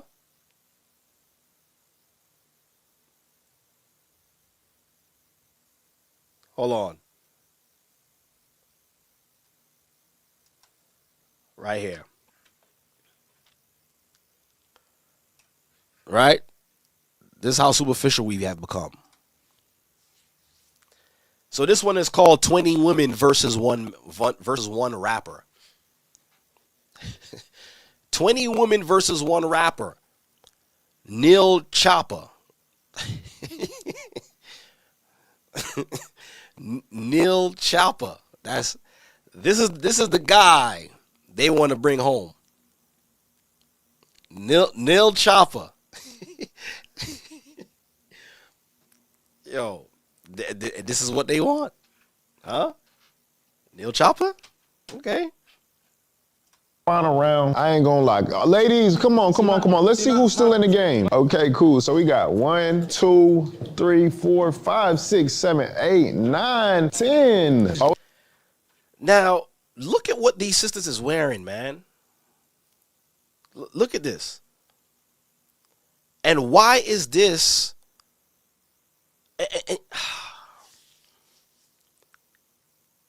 The thing. Well, all right, what we have to understand, brothers and sisters, we're not always going to look young. You're not always going to have the latest fashion on. You're not always going to have your hair done, your nails done. You're not always going to have the right pair of sneakers. There's going to be a point in time where all that is going to fade away. So what is there to look forward to after all of this fade away? When you go in the bathroom and wash all of that off. And even him, when he gets older, all those tattoos, do you know what you're going to look like, brother? That's if the Most High allows you to get older, but our mind is in the wrong place. And I don't even know why this is even a trend right now. 20 women to one guy. I've even seen one woman versus 1 woman to 50 men. It's insane what's happening right now. But guess what? It's all to appeal to lust. That's all it is, because what? Where you bringing any of these sisters at? To the club. Into a room. That's it. Oh, it's 11. All right, so look, we have 11 ladies, right, Chopper? So look, right, I'm gonna have to, if you're gonna speed date, you can only like speed date 4 of these ladies. So let's get to chopping them down. Eliminate 2 of these ladies real quick for me. It's on my eye. All right, so thank you for coming. You know what I'm saying? You was the rebound. I guess it's gonna be another rebound. Thank me. Why am I thank you? If you're a homeowner and you're still paying for your electricity, then you could. Yeah. Let's let this ad go past. I can't get a hug. Give me a hug, yeah, nigga. Hey. Thank you. Thank you. You have a good one. Nice to meet you. You gotta eliminate another one, bro. Come on, who gotta go? You know what I'm saying? Who you want to go, bro? You know who you want to go. Say that shit. Hurry up. Type shit. All y'all. No, fuck with it. Oh, she was No, I'm just. You ready to go? No, I'm not. No, I'm not. She ready to go. She said she's not. I did not say that. I'm gonna go with her. You wanna go with her? Yeah, and I love your hair. Thank you. And I love your hair. Don't all. You still gotta do some more. 4. I gotta chop down 4 more. You gotta chop down 4 more. You can speed date 4 girls. How about I just pick the ones I want to? And my thing is, why are these sisters even comfortable going through this? And it's like y'all said, yeah, they want the rapper. Cause had he had been a regular guy, they probably would have been popping the balloon like the other thing. Cause he got that big old chain on, he got those tattoos all over the place. This is what they want. They're not looking for marriage. They're looking for a good time. I'm gonna show y'all what according to the scriptures what that sounds like. Niggas do me so wrong. They put me in positions like this, fool. I'm gonna go 2. Look at his pants. What? Look at his pants. Look at his pants. This is, and you see, this is what they wanted. You don't care where he worked. He's a rapper, I guess, making money, I guess. His pants, like, come on. Where's our standards? This is what we looking for when we dating? You want them 2? 2. So you need 2 more. I'm gonna go 1. You want her? Okay. I'm gonna go with her. Okay. So you want? Okay, cool. Do you want to pick 1 more? Or are you cool with 4? I'll pick 1 more. All right, one more. I'll let them do 5. Your speed date is gonna be a minute though, bro. It ain't gonna be no 3-minute speed date. You get a minute. You know what I'm saying? Yeah. You know what's up with me? You know what's up with me, man? I see both Ice Spice a lot. You know what I'm saying? Hold on. I want to get to where we at. All right. Look, take a look at this, y'all. This is how you know it ain't nothing about anything, just lust. Okay. What's your middle name? Just seat before you get up. 90 degrees. I'd be weird to sniff it when you got up. I don't think so. You don't think so? I might always just put my face in your head then. That's what you want to do. What? I think it's a little explicit for YouTube, but off camera, we can pass some guidelines. Okay. What's your middle name? It starts with an L. That's a lot of information to be given off to everybody. To me, though. It's me and you. We'll touch on that later. You can whisper and put it in my ear. I got this thing to when people whisper, like, I can't really hear it unless they tongue touch my ear. We'll do that later. Yeah. All right, time's up. All right. Okay. All right. I think dating. This is dating. It's not about marriage. It's not about anything productive. You think he cares about meeting her family? You think he cares about providing for her? He only think about one thing. I think that was a nice little speed date. Yeah, it was. I think so. She was fast, yeah. For sure. So you from the Dominican Republic or? No, I'm from Boston. For real? Have you ever been? To the DR? No, but my family goes for Carnival. So you don't go though? Well, I recently got my passport when I was 14, and the only place I've been. All right. So he just talking to these young ladies, right? This is where dating have gone to. So now, do we think the Most High approves of stuff like that? Just throw it out there. Do you think the Most High approves of that?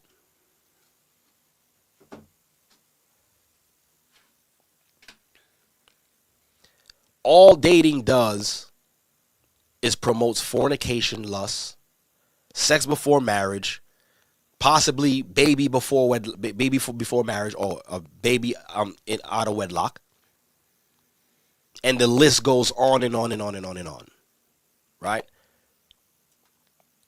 And all of these young sisters that's on that panel right there. You think he going to check for their fathers to ask their father hand in marriage? First of all, he's not even thinking about marriage. He's not even thinking about marriage. He's thinking about one thing and one thing only. Y'all can read between the lines. Okay? So now, what do we say this is bringing forth? We all said the same thing. Sex before marriage. And is sex before marriage permissible? And the answer is no. And brothers and sisters, and this is how I'm gonna paint this right here. This part of the broadcast. You guys gotta understand that sex before marriage is very dishonorable. Very, very dishonorable, especially if you're living in your parents' house. Why? For one, for the young men, what you're doing is called stealing. Okay? You may not look at it like that, but you are stealing. You're stealing something that is not yours. That young lady belongs to her family. And you go and you take that young lady without permission. It's called stealing. You have stole. Matter of fact, y'all don't believe me? Look, let's get an example of that. Let's get an example out of the scriptures. So we go into Genesis 34. Our father Jacob and Dinah, Jacob's daughter. So here it is. And I want you guys to understand this. If you take a young lady and you lay with her without permission, you are a thief. Okay? You're a thief. You stole. Okay? That's dishonorable. You have no honor. All right? Look at this. Genesis 34 verse 1. And Dinah, the daughter of Leah, which she bare unto Jacob, went out to see the daughters of the land. So she wanted to go outside. She wanted to go hang out. She was outside, right? And when Shechem, the son of Hamor, the Hivite, so of another nation, prince of the country, saw her, he took her and what? And lay with her and defiled her. So the scripture says she was defiled. Because why? He seen her and took her without permission and laid with her. So he stole from Jacob. And his soul clave unto Dinah, the daughter of Jacob. And he loved the damsel and spake kindly unto the damsel. And I'm going to tell y'all this, especially my young sisters who's watching right now too. Whatever little boy right now is talking to you and telling you stuff in your ears, he's lying to you. I'm telling you that straight up. If a little boy right now is coming to you and telling you he loves you and telling you how much he likes you, he's lying to you. You know how I know he's lying to you? Because he still lives at home. He have a room in his mother's house, in his father's house. He doesn't have a job. He doesn't have any money to take care of you. That's why he's lying to you. So don't fall for these little boys who's going to come and speak sweet nothings in your ears. They're all liars. No one is going to love you more than your father. All right? And understand that what you have is more precious than what he's willing to give you. Unless he's willing to take you out your father's house and take care of you and marry you. Matter of fact, if he's not willing to come speak to your father first, he's a liar. He's a thief. He's trying to steal what you got. And don't let him. Don't fall for him. I'm telling you, don't do it. He's going to ruin your life. He's just like Shechem. And it said he spake, you see, it said he spake kindly words unto her. Right? What the young kids call that now? Riz. Back in our day, we called it spitting game. It turned from spitting game to Riz. Riz. Okay. And Shechem spake unto his father Hamor, saying, get me this damsel to wife. So it's like he's demanding him. And mind you, remember, it's supposed to be the father's position to help the son pay for the damsel in a dowry. Okay? And of course, this was a wealthy family because he was a prince. All right? And it says, and Jacob heard that he had defiled Dinah. So Jacob heard that. It says, and Jacob heard that he had defiled Dinah, his daughter. Now his sons were with the cattle in the field, and Jacob held his peace until they were come. So he didn't say a word, but he heard. He stole from me. The nerve of him, right? And Hamor, the father of Shechem, went out unto Jacob to commune with him. And the sons of Jacob came out of the field when they had heard it, and the men were grieved, and they were very wroth. Why were they angry? Why you think the brothers was mad? Because he came and defiled their sister. They stole from their father. Shechem and Hamor stole from them. That's our sister. She's ours. How are you just gonna come and take her like that? And that's how we need to look at it when these young boys be trying to come and take these little girls and take the women. Fathers, that's how you're supposed to feel when these little boys is talking to your daughter. Without having you present, without you having you being even present and knowing.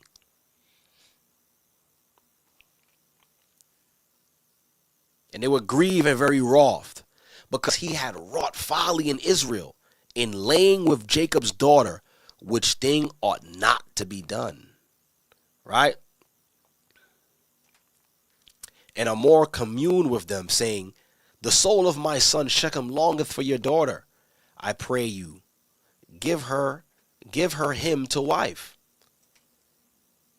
and make ye marriages with us, and give your daughters unto us, and take our daughters unto you. So he was like, yo, it's going to be a fair exchange. Let's just do that. But he didn't understand that Israel was not mixing with the other nations like that. We were not doing that. Right? And ye shall dwell with us, and the land shall be before you. Dwell and trade ye therein, and get ye possessions therein. And Shechem said unto her father, so the one who did this thing is now speaking to Jacob.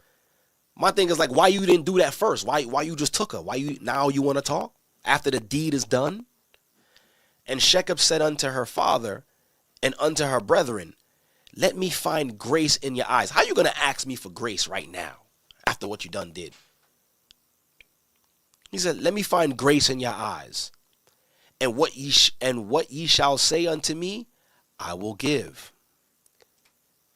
Ask me never so much dowry and gift, and I will give according as ye shall say unto me. So even it was a custom that all people knew that you had to pay before you can take a bride. But he undermined Jacob and his brothers and his sons, and disrespected the children of Israel, because you don't think he knew who the children of Israel were? You don't think he knew who Jacob was? He just didn't care. He seen her and just wanted to take her and stole her. Now he's talking about, I'm going to pay the dowry now.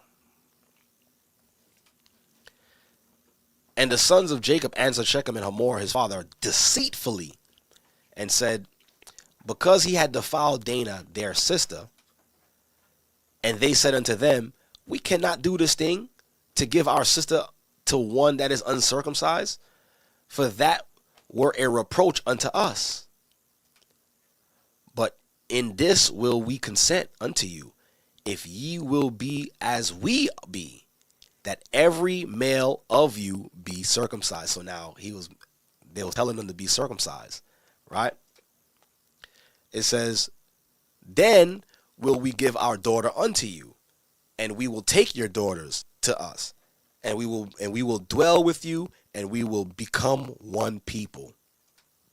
But if you will not hearken unto us and to be circumcised, then we will take our daughter, and we will be gone. And the words pleased Hamor and Shechem, Hamor's son. And the young man deferred not to do the thing. So he really loved Dinah.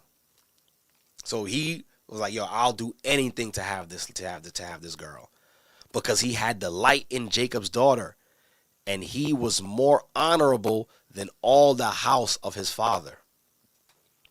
And Hamor and Shechem, his son, came unto the gate of the city and communed with the men in the city, saying, these men are peaceable with us, therefore let them dwell in the land and trade therein. And the land, behold, it is large enough for them. Let us take their daughters to us for wives, and let us take them our daughters. So they're pitching it to the rest of the Hivites. So the story goes, they all get circumcised, and what happens?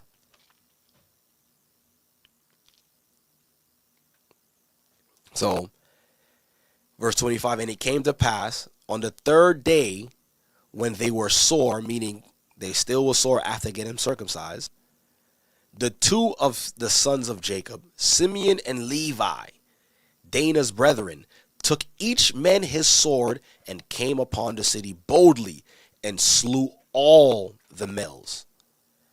And they slew Hamor and Shechem, his son, with the edge of the sword, and took Dinah out of Shechem's house and went out. Right?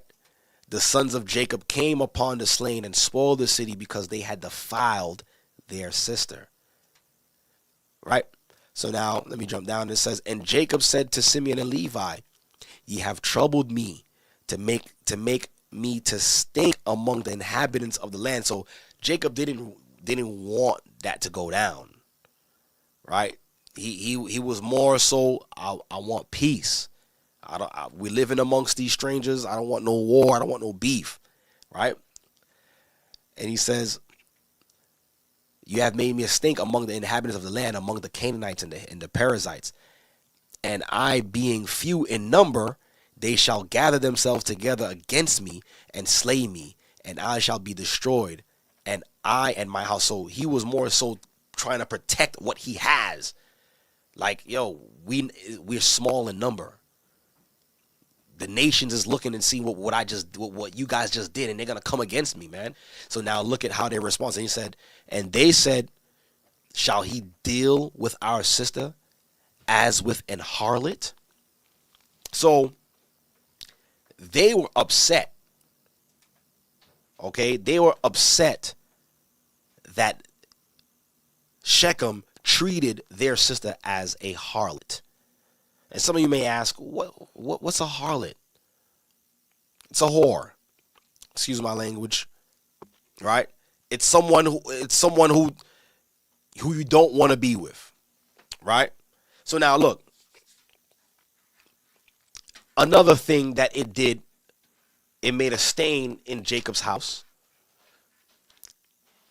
Let me pull it up here. Let me put it up here. So taking a daughter or taking a woman from her father's house without permission and laying with her is a big disgrace, especially in Israelite culture, Hebrew culture. There's only one way that I could explain it. Let me go to the scripture. Let me read this real quick. Let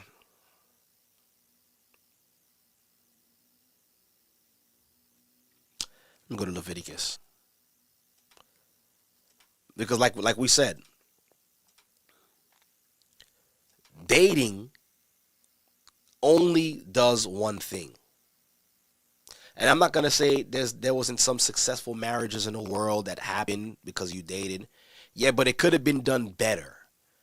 And now that we've entered into this truth and we have the knowledge and we have children that we're raising up, is more so upon us to give them the right way to do things.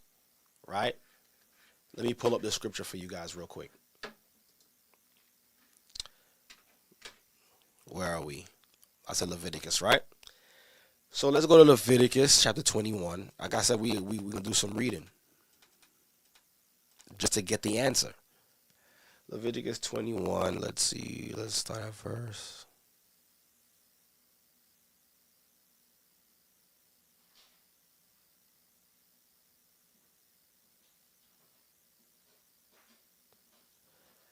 Matter of fact, let me not get that one. Let me go to Deuteronomy. Let me get that one instead. Let me go to Deuteronomy. Let's go to Deuteronomy 22. Listen to this clearly. Like I said, sleeping with someone who is not betrothed to you, who is not given to you, right? This is what the scriptures speaks about what they have done. Let me hold on. Where is it? All right, Deuteronomy 22, and let's start at verse.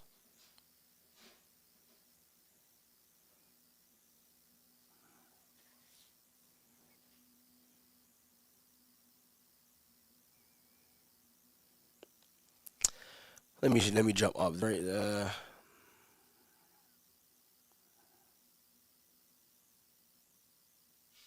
That's not the one I want to get either. But I'll read it just for time's sake. All right, so let me read this one in Deuteronomy 22.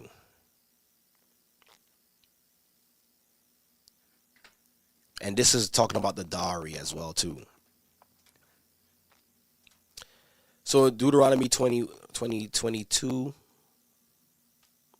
No, I don't want to get that one first. Let me come back to that one.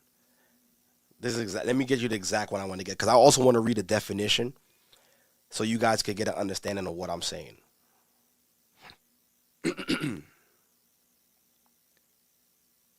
Let's go to Exodus 22.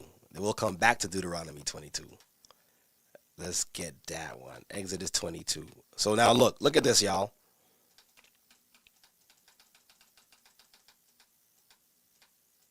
Okay. Exodus 22, and let's start at verse.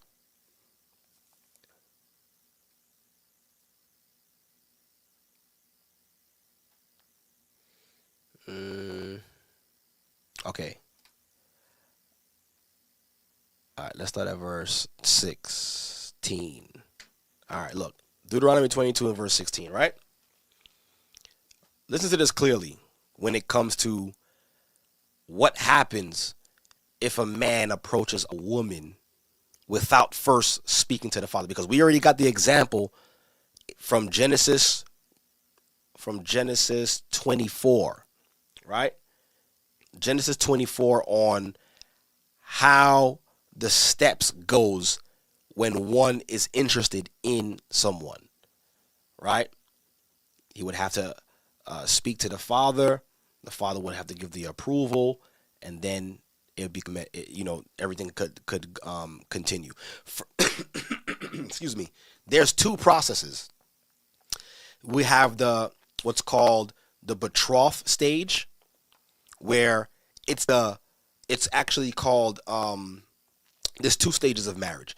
The betroth stage is when it's the legal contractual agreement that this man will be legally this woman's husband, and they are legally married. So that's the first step. The second step would be the wedding, the ceremony, then the consummation. That excuse me, that completes the marriage. So you have the betroth stage, then you have the wedding stage. But in the betroth stage, to be betrothed to somebody, legally you are already married to that person, according to Hebrew culture. So now when you fast forward the tape and you think about Joseph and Mary's situation, their situation, they were in the betroth stage. That's why it tells you she was found with child before the families came together. So legally, that was already his wife. They already, on paper, that was his wife. But the ceremony didn't come together to make it complete. Now, hopefully that makes sense for you to understand why she was found with a child before the families came together. So before they had the ceremony, he was already dealing with his wife, because her father already gave her to him. All right, now let's go back to this. So now, if that makes sense, Exodus 22 and 16. I want y'all to listen to this. And if a man entice a maid that is not betrothed, so she's not betrothed, contractually she has not been given to another man, and lie with her and sleeps with her. This is what the scriptures call in Leviticus playing what the scripture says, that young lady would be labeled as playing the whore in her father's house. That's what that would be labeled as. It says, and lie with her, he shall surely endow her to be his wife. So now if you did the act, you are supposed to endow her to be your wife. That's the only way to remove the shame of what you did. Right? If her father utterly refuse to give her unto him, he shall pay money according to the dowry of virgins. So why is he paying? Because you took something and you used it without payment. That's why you still have to pay the dowry according to the law of virgins. You still have to, that father have to be indemnified because he's incurred a loss. You took something without permission. Now, guess what? Now, how is he going to marry her off to somebody else? Because the damage is done already. You took my possession that I was going to give off to a nice family. Now I can't. It's going to be, I'm not going to say I can't. It may be harder to do so because most men during that time wanted a virgin, wanted someone who was untouched. So that's why you would have to pay, because you stole. And I always say this, the reason why, I believe the reason why a lot of us, we don't really be having no fear, because none of us is taking financial losses. I always say that. And when you go into the law, right? When you go into the law and you read about when someone breaks a transgress something, they break something, they would always have to pay. Even when you had to go and sacrifice something to the Most High that you did, you would have to, and if you didn't have the animal there for sacrifice, what do you think you had to do? You had to actually go and buy that animal to be sacrificed. So it cost you money. It cost you money to atone for your sins. And I believe that the reason why a lot of people are not afraid of breaking certain laws is because they're not taking a financial hit because of that. You do something like that in ancient Israel, you was taking a financial hit. That father was taking you to the cleaners. So I believe if things was like that, we'll see less. Maybe not. People are crazy. People still do crazy stuff. But I believe that it would help balance out, or it would help you make a decision before you. All right, do I really want to take this man's possession without asking? And it's funny because people more so are afraid of losing money than afraid of what the Most High gonna do to them. That's how carnal a lot of people think. But financially, you would take a hit when you broke certain laws. And maybe there's something to that we got to look into. I don't know. I could just be talking. All right. So now let's go back to what I was talking about in the book of Leviticus. So we see here that would happen to somebody who enticed. The word entice, same thing as spitting game, or what y'all would call riz. You risen a young lady who's not to nobody, and you take her and you got it to the point where you got to lay with her. Right? That happens every day in the hood right now. It's happening right now as we speak to somebody out there. Right? You spitting game. She falls for your game, which is lies. She falls for all your lies. You lay with her, right? And in this day and age, you just lay with that person and no strings attached, and then I'm out of there. But with a father involved in ancient Israel, you was not just going to walk away. Okay, you was just not going to just walk away without accruing a loss. If I'm taking a loss, you definitely going to take a loss as well, too. So look, let's go to Leviticus 21. I hope y'all still with me, man, because we getting to the bottom of this thing today, right? We getting to the bottom of this thing. So let me clarify what I was saying earlier about the term that I used earlier, right? Leviticus 21 and 7, it says, they shall take. This is talking about the priests, right? They shall take a wife that is not a whore. So now, this word right here is a touchy word, right? Nobody want to be labeled that, right? If you are a young sister right now, you do not want to be labeled that word, right? But in order to understand why they using that word, you have to actually go into the definition. Right? And in modern terms, modern day, we take the word of whore and place it to someone who's into prostitution.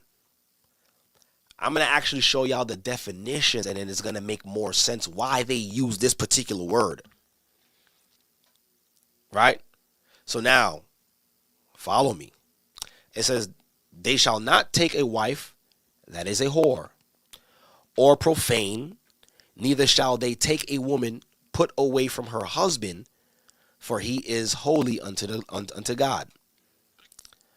Thou shalt sanctify him, therefore, for he offereth the bread of God. He shall be holy unto thee, for I, the Lord, which sanctify you, am holy. And it says here, and the daughter of any priest, if she profane herself, right, by playing the whore, she profaned her father. So don't just look at it as if it's the priests. We're all called to be priests and kings in Christ's kingdom. We're all king and priests. When Christ returns, we're all going to be king and priests. That means we should all be striving to be or to operate as kings and priests. It doesn't matter if you're in the priestly, if you wasn't born from the priestly tribe, or if you wasn't born from the kingly tribe. We all should be striving to be kings and priests, right? And it says, if she profaned herself by playing the whore, she profaned her father. And this is, and my young sisters, this is what I want you to look at it like as. Don't just give what you have to just any random little kid, little boy out there, or to any man. Because you're not just making yourself look bad, you're making your father look bad. It says she profaned her father. And it says she shall be burnt with fire. That was Old Testament, right? So now, I said I wanted to bring up the definition, right? So now, why did the scriptures put the word there as whore or harlot or whore, whatever, those words? And this is why Jacob's sons were upset. Give me 1 second. And this is why Jacob's sons were upset and said that Shechem turned their sister into a harlot. Now, let's look at these definitions and let's see why they chose to use these words when they translated the scriptures, right? Give me 1 second. Let me pull it up for you guys.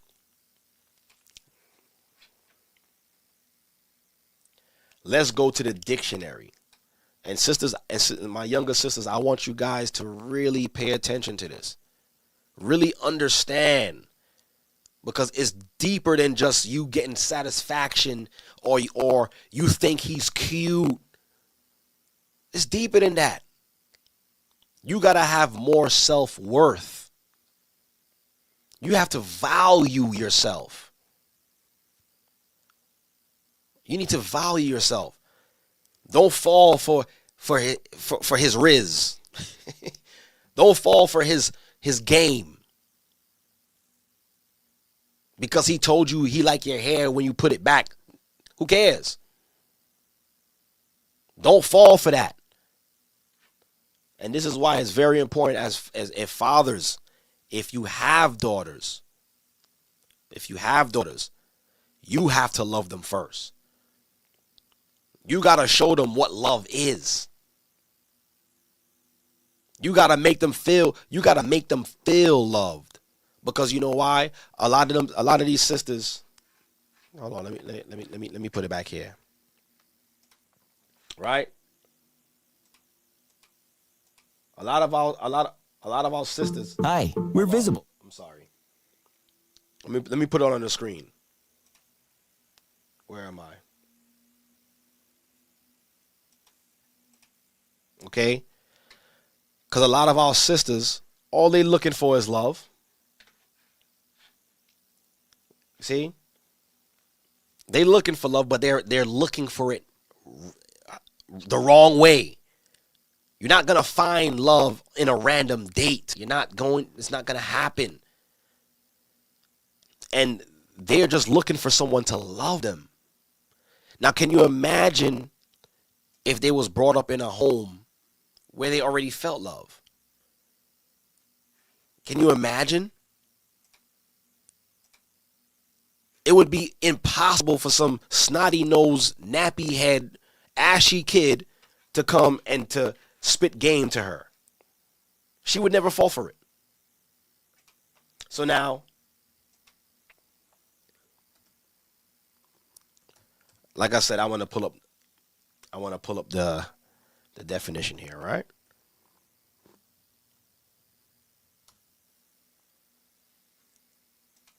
So, I'm sorry. So now let's look at this, right? So it says here, the definition for the word whore, right? It says a harlot, a concubine. And it also goes into, it says a prostitute. So now a lot of us grew up thinking that a prostitute is someone who sells themselves, or like, you know, they sell themselves for pleasure and to get money off of that. That's what we think a prostitute mean, right? But look at this. This is why I wanted to go into the definition. And understanding the definition, it'll help you to understand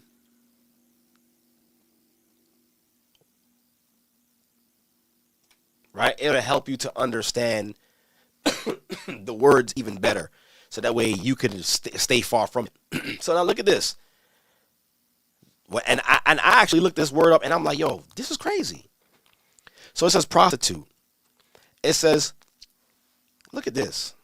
You can't make this up. To offer freely. It doesn't mean you selling it. You offering it freely. To offer freely to a lewd use or to indiscriminate lewdness. Leviticus, and he referenced Leviticus 19. Do not prostitute thy daughter. Right? It says to give up to any vile or infamous purpose. You don't even care. You just, here, take it, take it. To devote to anything base, also to sell to wickedness. Right? But when I seen this, to offer freely. So I want my young sisters to even look at it like, to even think that in their minds. If I'm giving this away freely, that's my label. You don't even have to sell it. It says to offer freely. And how many times young people out there going on dates and then just offering themselves freely? The Most High sees that as prostitution. That's what that looks like. Even how when the Most High calls us a whore, he says Israel is a backsliding whore because of your whoredom. Guess what? Us sacrificing to many strange different gods, we became whores. We became harlots. Because why? We gave it away freely. So brothers and sisters, you have to look at what you're doing with your body. Are you giving it away freely? You have to have way more value for yourself. Because if you don't, this is where it's at. If you don't,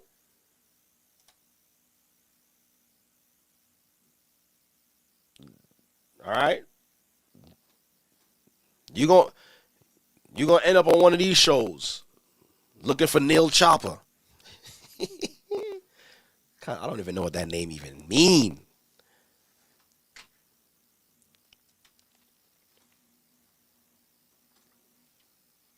So it's very important for you to know and to understand what you're doing when going into these acts. Yeah, you may feel like, yeah, I'm just dating. I just want to have a good time. But look at what you're becoming. Look at how the Most High views you. Okay? Like I said, don't let these nasty little boys come and talk to you and telling you all type of manner of foolishness. Because why? He's lying to you. He's lying. He can't even buy you a stick of gum. He can't. He can't even pay his own fare to get on a bus. He can't. Don't listen to what he's saying. And if any young man is coming to you and talking to you and want something from you, you tell him, come speak to my father. Or if your father's not there, come speak to my mom. If your mom not there, come speak to my brothers, my cousins. Matter of fact, my uncle, Ray and them. Come talk to them. Don't talk to me. And I'm telling you, some of these little boys out here, they got some good game. They got some riz. Some of them is dressed like Neil Chopper. They dress nice. They got all of the latest gear. They got tattoos. Look nice. That don't mean nothing. Because at the end, he's just going to leave you hurt, broken. And guess what? He's damaging you for your future husband.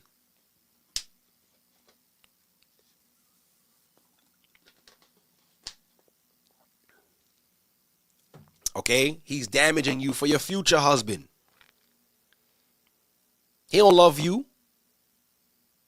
He'll do anything just to get what he wants. Then he's off to the next one. And this is what y'all younger sisters have to keep in mind. Forget about he's cute. Forget about he's the most popular kid in school. Who cares about that? You want to be honorable. You don't want to be labeled as a prostitute because a prostitute just gives it away freely. You don't even got to pay. You don't want to be labeled like that. Fathers, love your daughters. And also, fathers, teach your sons.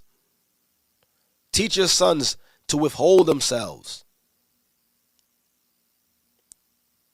Put them to work. Make them busy. Give them an allowance so they can know how to save money. Put them in position to maybe one day obtain a wife, but teach them to control themselves. Don't allow your sons to be over there on the phone talking to these little girls. Two little girls, two little boys. I'm sorry, a little boy and a little girl, little kids on the phone talking. What y'all talking about? Tell me what you're talking about.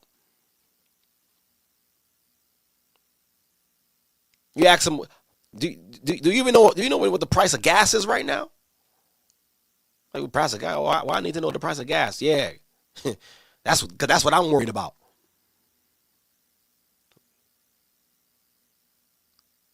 You know how much rent costs? Rent? Nah, I live with you. Yeah, you're gonna find out soon enough.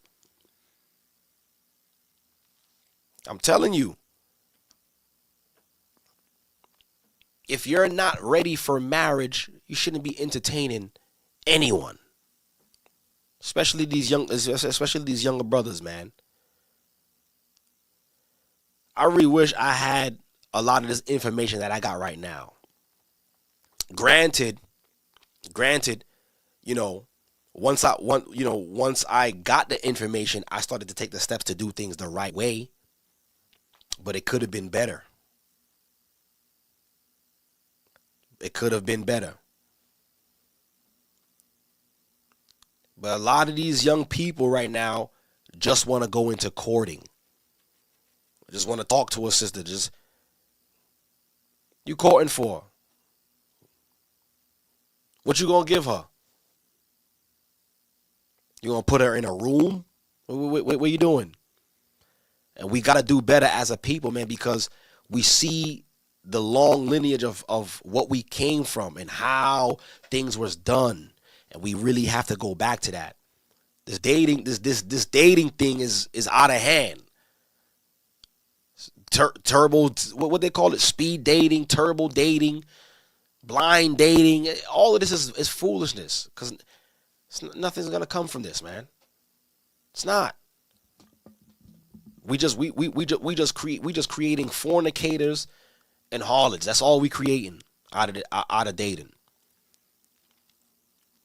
Right? So in a nutshell, is dating approved by God? No. It's not. Can't find it. It's not biblical. It don't make no sense. right? So if you are looking for a mate, there's a way to do it. It's proper steps to do it. You're not gonna find them on one man versus 20 women. It's not. You're not finding it. There's no love there, right? And another thing that I want to say as well too. Shout out to also to Deacon Malachi, who said this during the lesson last week. As a people, like righteous people, we gotta start making the people who live immoral feel crazy. Like, you know how they be doing it to us? Like, yo, what you doing this weekend? Oh, I'm going to church. You going to church this weekend? Who still go to church? Yo, what you doing tonight? I'm just gonna stay in the house. We got Bible study. Bible study, yo, we outside. Come on, yo. And they making you feel crazy for doing righteous stuff. We gotta start making people feel crazy for doing unrighteous stuff. Yeah, what you dealing with? Yeah, I'm about to go on a date with this girl. Go on a date? Y'all still dating? It's 2024. We getting married out here. Y'all still dating? Ugh. Yo, what you doing? Yo, I'm about to hit the club. You coming? Ew. Club? Nah. You know what? People taking drugs and stuff in there. That's mad dirty. I'm not going in the club. That's for dirty people. We gotta turn it on them. That's what we gotta do. I'm sick of them trying to shame us for being righteous. Nah, we're gonna shame y'all for being unrighteous. That's nasty. That's dirty. We don't do that over here. We gotta start shaming the unrighteous because they trying to shame us from being righteous. It don't make no dang sense.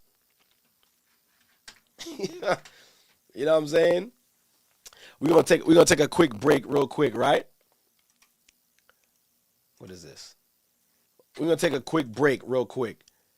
And I'm gonna play this music video by Sharaf Benjamin, right? His new song called Always on Time. So I'm gonna play this for a quick break because I want to show y'all the video. I'll show you a little snippet of the video from the wedding, right? The righteousness, to show y'all the righteousness, what the righteousness looked like after courtship. What courtship is actually supposed to bring forth. Is dating supposed to, what is dating supposed to bring forth? Isn't the point of dating is to get to know somebody, to get married? You'll have people dating for like 10 years. Yeah, that's my lady right here. Yeah, we just dating. Yeah, yo, how long y'all been dating for? 10 years. It make no dang sense. But here it goes. Thinking not strange concerning the fiery trials, as if some strange thing happened to you. Think not that. Right? Alright, so we got this young brother right here with his hand raised up. What are you saying about the fiery trials? We supposed to suffer on purpose because all our people out here suffering. What we did? Yeah, that's a good question.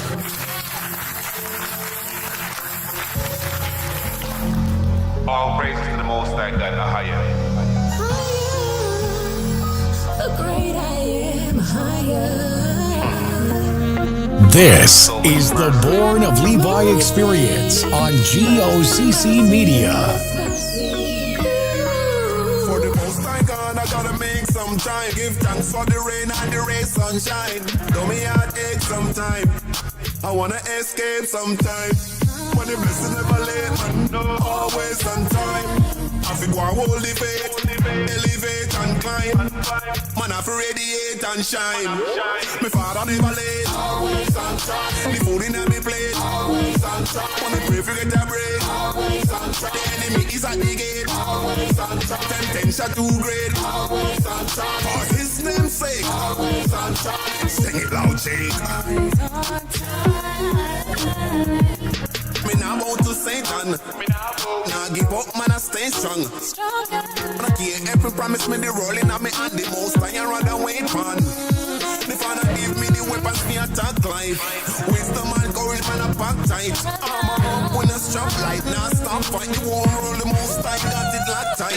Me father never late, always on time. Me food in me plate, always on time. When me pray for get a break, always on time. The enemy is at the gate, always on time. Temptation too great, always on time. For his name's sake, always on time. Sing it loud, Jake. Always on time.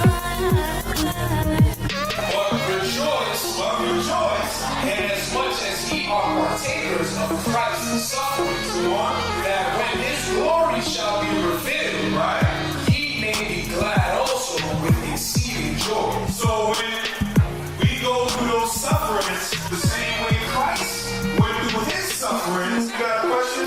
Let's get that question real quick. I'm having a hard time understanding about the rejoicing part. Okay. Because we all have suffering. I suffer all the time. So I'm supposed to rejoice in suffering? That's a good question. That's a great question. Gonna see what the answer is. Sometimes the pressure make you bend, but you never break. Stand firm and I hold the faith. To the most I got, me not gonna be no traitor.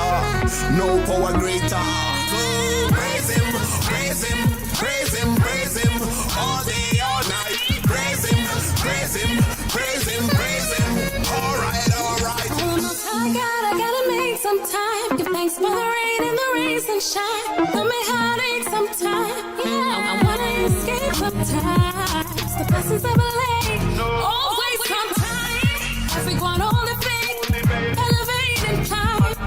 My life irradiated. Shine, shine, shine. Before I never late. Always on time. Me food in me plate. Always on time. When me pray for get a break. Always on time. The enemy is at the gate. Always on time. Temptation too great. Always on time. For his name's sake. Always on time. Sing it loud, Jake. Always on time.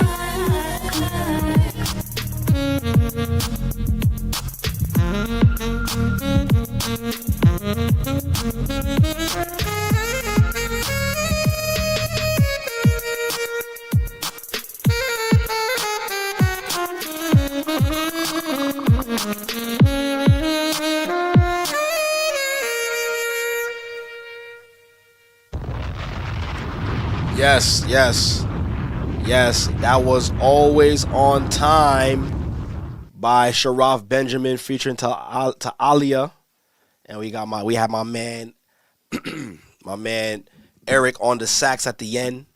Praise the Most High, beautiful song. Right, so now we're gonna get right back into this. I know I'm doing overtime tonight. This is crazy. I usually be off this thing, but listen, so much we gotta talk about. All right.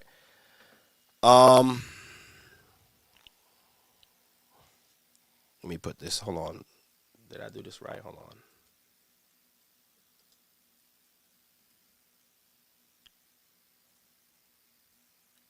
One second. I'm trying to multitask at the same time I'm doing all this stuff, right?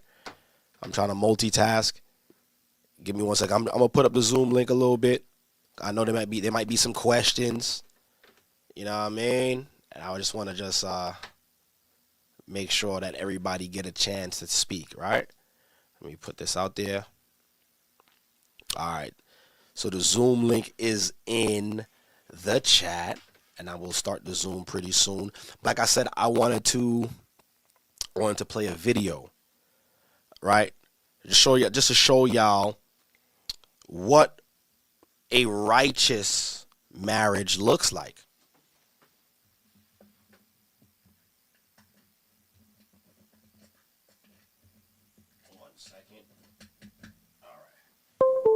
All right, what a righteous union, I should say, looks like after a successful courtship, right?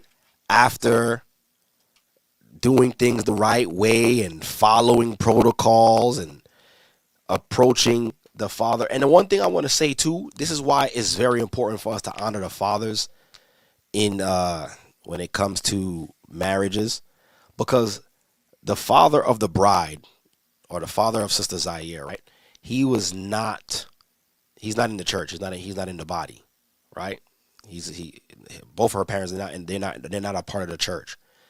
But Brother Casey followed the protocol and spoke to the dad and asked the dad for his permission to take his daughter took his daughter's hand in marriage, and he said that that stuck out to him. He was like, "Yo, who's doing that in this day and age?" And he said, "Yo, I knew he was a stand-up young man." So even that was a testimony to show that when we do things in righteousness, everybody sees it. It becomes a testimony for everybody to understand, right? So let me see. Let me pull up this. And shout out to what? The Most High. Hold on. What's going on? Come on. It's not allowing me to play the video. I may have to do it another way. Come on. Don't tell me that. Oh, man. It's in a different format. No, I'm not getting this for 99 cents. All right, you know what? She's conversing. All right, you know what I'll do? I'll do it different. Dang, I really thought that I was going to be able to show the video. All right, you know what? I'll show it like this. I have to use my phone.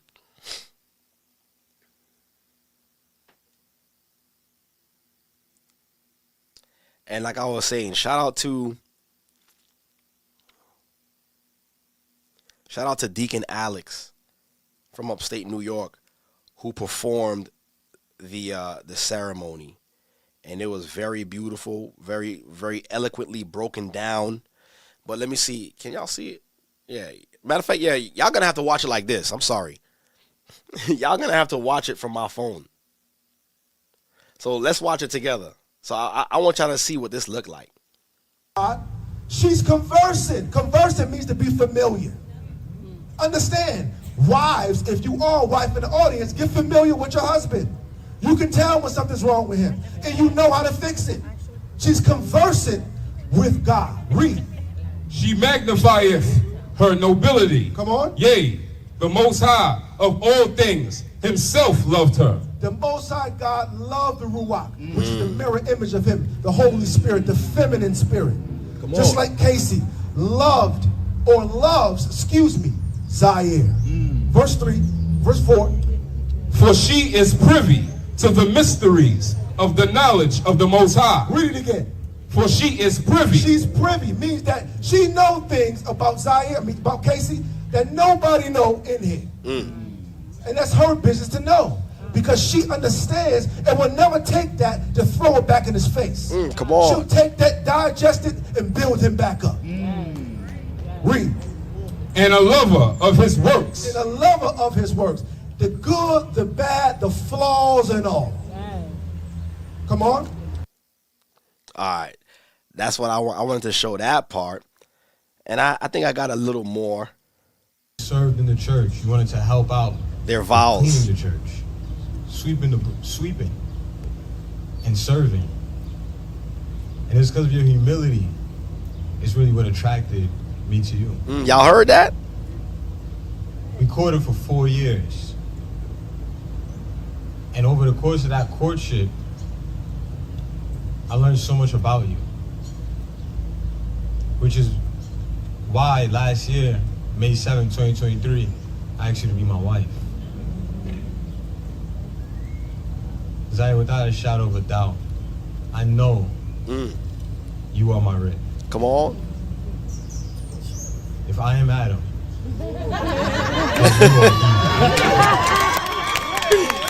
he said if and you had to be there to know what he was talking about. He said if I'm Adam, then you are my Eve. Mind you, they played Adam and Eve. What was it? Last year's Passover, they played Adam and Eve. So shout out to them. And she also had some stuff to say as well. Let me see where she at. And you are truly an answer to my prayers. Secondly, in the past year of our engagement, the Most High has allowed my love and respect for you to grow tremendously.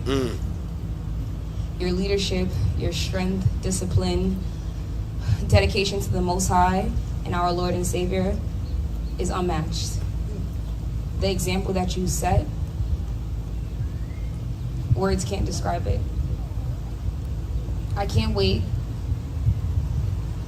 to just continue to respect and honor you and serve you as a helpmate that the Most High has created me to be for you. I'm honored to be able to follow you as you follow Christ, because I know you never turn me astray. Words cannot truly quantify the admiration that I have for you. I am so thankful to have you in my life as my head and my king, and I will continue to submit to you, serve you prayerfully as we embark on this new journey together. Come on, it don't get no better than that. It don't get no better than that. And there he goes, brothers and sisters. That's a righteous example of what the Most High actually instituted.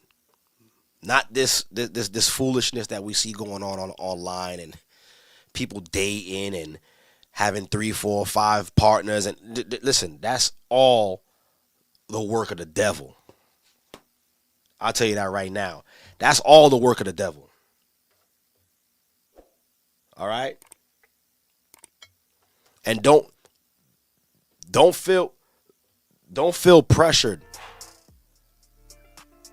like you have to be part of the crowd, and because everybody is doing it, you got to do it. Everybody got a date to the prom, and this person is dating this person. You don't got to fall for that. Who cares about that? Because they're not going to be happy at the end of it. I'm telling you that right now. Right? They're not going to be happy. Praise the Most High that we have this information. We have this truth. And we could continue to do right. All right? Hold on. Let me put this up here. Right? So I put the Zoom link up real quick. And once again, congratulations to Casey and Zaire on their beautiful union. Let me know if you guys are you guys having problems entering into the Zoom. I had put it up. Oh, I didn't pin it to the chat. Let me see if I can pin it to the chat, or I may have to put it up again. Let me put it up again.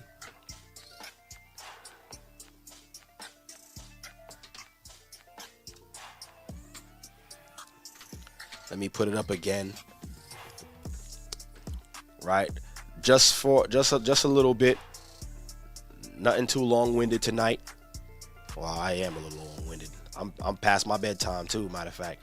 But listen, it's all for a good cause. You know what I'm saying? It's all for a good cause. I want to make sure all my brothers and sisters, right? I want to make sure all my brothers and sisters are able. Where am I? Are able to understand, learn, and make better choices. Because we in the last days, man. We are in the last days. Hold on, it's giving me an error message here. Okay, I see. All right, here it goes. Here's the Zoom link. It's pinned to the chat. All right, let's do this real quick. I'll give y'all about 20 minutes. Let's talk about it. Is dating of the Most High? Is it approved? And once again, it's okay to have your own opinion on dating. Listen, to each his own. But if we're Bible believers and we're trying to follow Christ, and we're trying to do things the right way, right? We can't. It's not supported by Scripture. It's not supported. Right, so the Zoom link is out. Let me make sure everything is good and ready to go. Just click the link in the chat. I pinned it to the chat. Is it pinned? 1 second, brothers and sisters.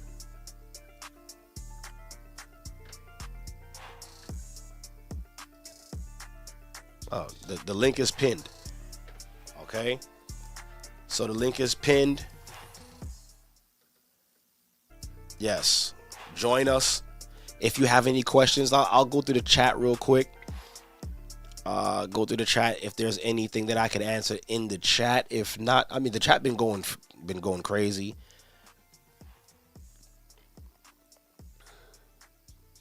All right, so somebody asked questions. All right, let me go up. All right, Charity, aka Ahava, ask. I have a question. What if you don't want to have a wedding ceremony? Is it required? Okay, and a quick answer for that. Wait, first of all, why wouldn't you want to have a wedding ceremony? I know a lot of sisters, you know, they dream of that day. But if you don't have a wedding ceremony, is it still a requirement? No, it's not really a requirement. As long as the families agree and the families communicate, and it's not a thing that's done in secret, and it's a public thing, then that's what's more important, is to have the acknowledgement of the union rather than doing things in secret. I do understand that, you know, people's finances is not where it should be or where they want it to be to have a grand ceremony, but it's best to, you know, if you're gonna do it with amongst the, you know, your close family and friends. You know, let that be known, and probably do a small dinner with your family and friends just to acknowledge the fact of that union, if that answers your question. So it's not really more so a requirement in this day and age. A lot of people financially can't really do it, but, you know, it doesn't take away from you being married or not. Let's see. Any more questions in the chat? Any more questions in the chat? Let me scroll up. And once again, bless you all. Thank you all for coming in. All right. Hold on. Let me scroll. Okay, let me scroll back down. Okay, I got another question here. Let's see. So Christopher asked, Shalom Deacon, have you seen the 20V1 with a little boy? Oh my goodness. No, I have not seen the 20 women versus one little boy. No, I have not seen it. If you can, send that to me. I need to see that. That is ridiculous. Tony Baptiste asked, Deacon, what if you won't give permission for marriage? I'm trying to understand the question. Are you trying to say, what if you weren't given permission for marriage? Is that what you're trying to ask? Because the wrong word is there. It says, Deacon, what if you won't give permission? Try to rephrase the question. I'll come back to it. Let's see what else we got here.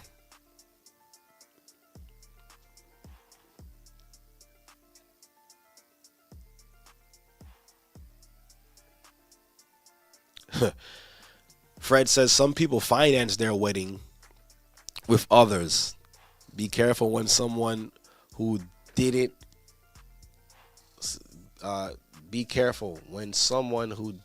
from 10 years ago all of a sudden is texting you to come.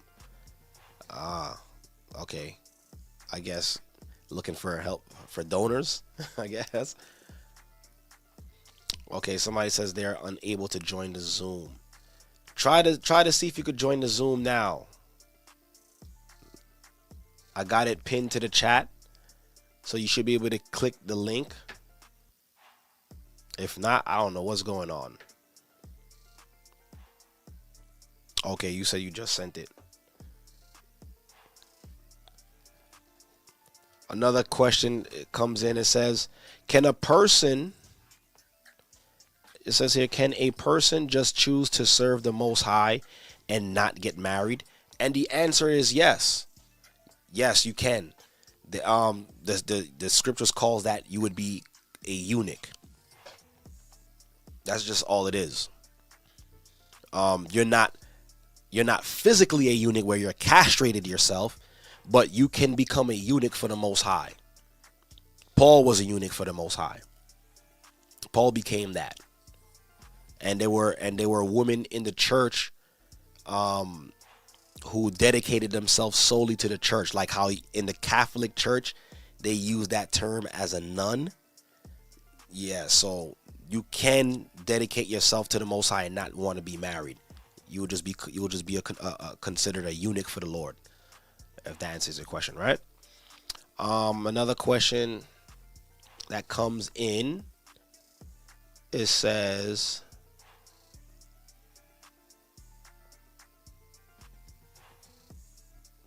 a sister says, I don't want a wedding because I'm too shy to be in front of people. Listen, all of that shyness is gonna come, is not gonna be nowhere present on that wedding day. All right.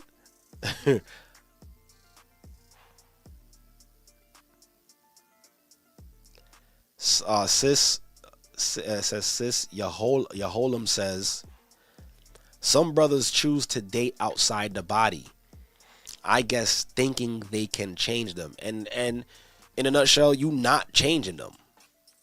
Like, it's not unless the Most High is gonna change them. So, you know, if you are doing that, if you dating outside of the body, and first of all, dating, it should no. First of all, there should be no dating outside of the body. It should be no dating. Period. Dating is not even a thing. We just went through all of these scriptures to show that dating has nothing to do with nothing. It only creates harlots and fornicators. So if you in the body and you're dating, rethink your walk. All right, there should be no dating, or you shouldn't be trying to like scoop something up from outside and try to bring them into the church, because it never works out. It never works out the way you intended it to work. So, I mean, if you're trying that, good luck to you and your future marriage and whatever that's gonna be like. But I would rather not be unequally yoked with an unbeliever. Let's see what else we got here.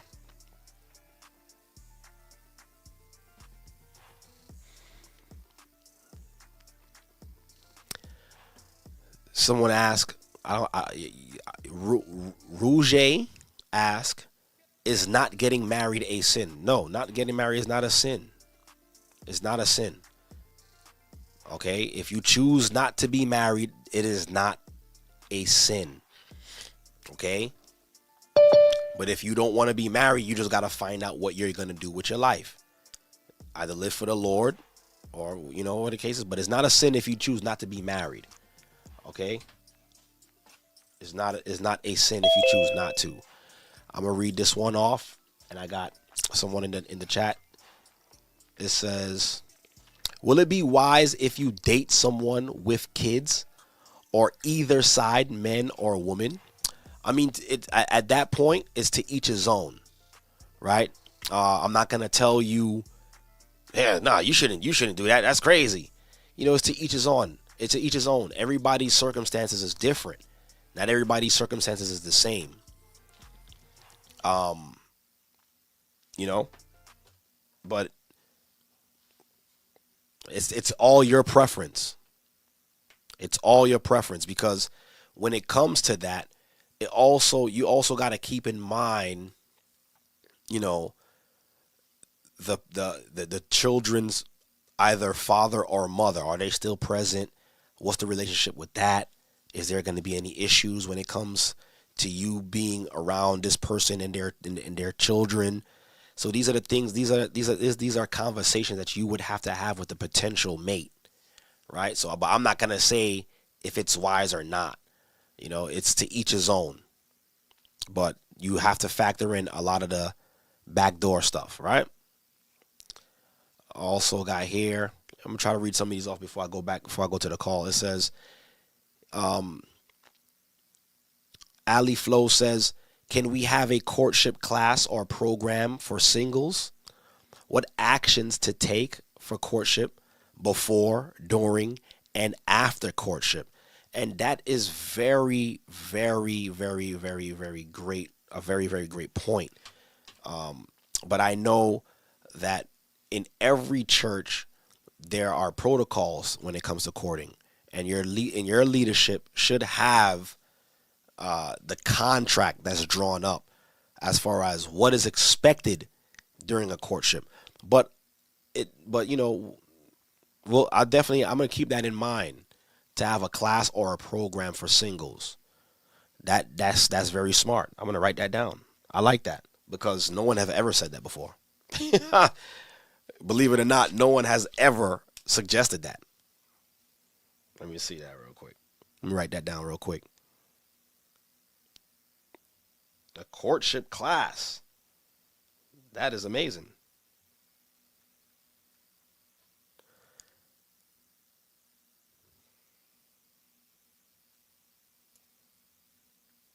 Let me write this one down. Right. I also got here from Cassandra. Shalom. What is the scripture that says that a wife can't get into the kingdom without her husband? Huh? I've never read that scripture before in my life. The scripture tells us that let every man seek his own salvation with fear and trembling.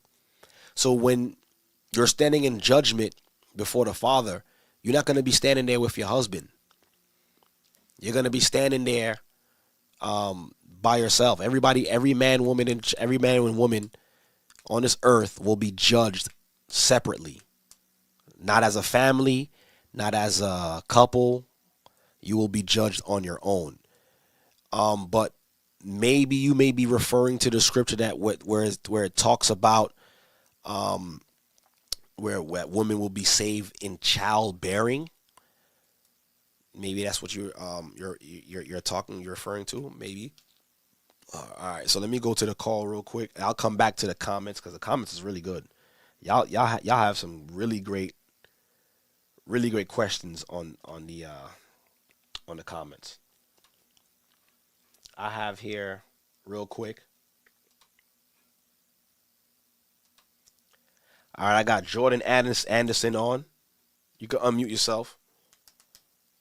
Shalom. Anderson on. Oh, you gotta mute me in the background. Can you hear me? Yeah, definitely hear you. And me. I hear you loud and clear. Yeah, definitely hear you loud and clear. Shalom, what's going on? I hear you. Oh, you gotta mute me. Okay, cool. My bad. Yeah. I can't hear you. I can't hear you. I can only hear you on the TV. 1 second. I know what it is. I can't hear you. I can't hear you. I can only hear you on the TV. All right, you should be able to hear me now. All right, I hear you now. All right, Con. All right. My bad about that. I had myself muted on Zoom. Yes, sir. All right, what's going on? My bad. I just wanted to chime in just a little bit. I know you had posed that question. Is dating accept? You just answered the question pretty much. And I also wanted to let you know, back in, I want to say it was the first Young Men of Christ. Yeah. That was the first time I had heard, I want to say, I can't pinpoint it, but the scripture of Corinthians, seek not to be bound. That's all I can think of right now. Okay. If you're loose, seek not to be bound. If you're bound, seek not to be loose. I can't think of where it was, but that's what it said. And even growing more into this truth as I continue to walk in Christ, man, I ain't even gonna lie. I'm learning my soul is a whole nother responsibility. You bringing that you bringing that soul back to the Most High. So you know what I mean. Right. As a young man, right now, I know for sure I ain't ready to. I know for a fact I'm not ready to lead nobody. I'm still having battles myself. But as I continue to progress, it's only gonna get much better. But for right now, I guess I want to say before you decide to get married, you need to take an extreme look at yourself, because and there's like a pot calling the kettle black, because Nah, but I got some work. I got some work to do. But you see, real. I'm happy that you was able to say that. Some people, they just don't think about the whole aspect of marriage. They just think about, oh, I just like this person. I just want to be with this person, and they lead with their flesh. But you're able to. But I appreciate that you doing that. And when it comes to being married, you have to ask yourself, why do you want to be married? So I don't think people ask themselves why they want to be married. And it can't just be solely because you think that person is cute or you think that you like that person looks good. What do you see in this person that makes you say, okay, I want to marry this person? Start there with the why rather than, let's just do it. There has to be a purpose. And as what is it? Hey, what was I? Forgive me, I lost my train of thought. I don't want to keep you on here too long. No, it's all good.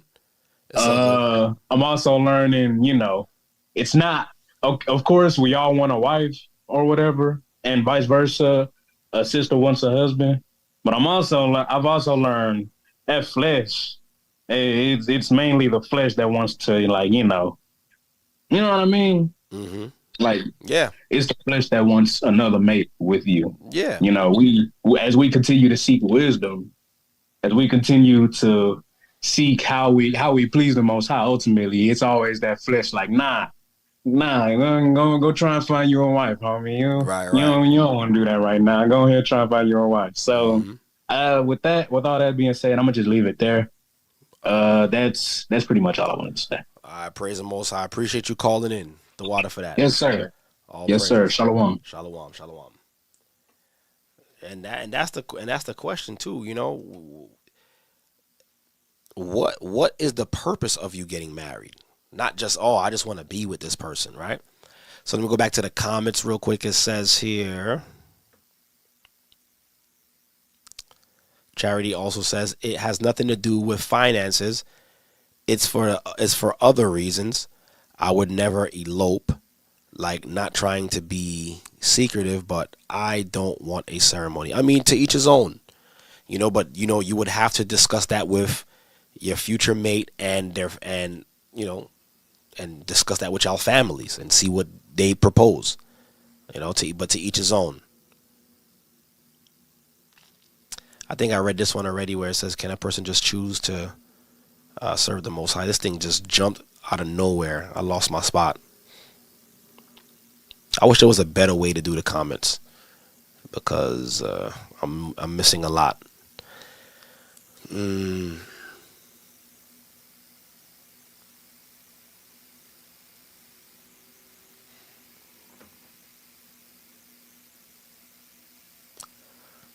I see there's a lot of questions coming in, and you see this topic in itself is very, it could become broad because there's a lot of gray areas, but the Most High makes it plain as far as what we should be looking for, what steps should be followed, and if we if we did it correct from the beginning, there should be no other gray area questions. It's just Babylon taught us so wrong.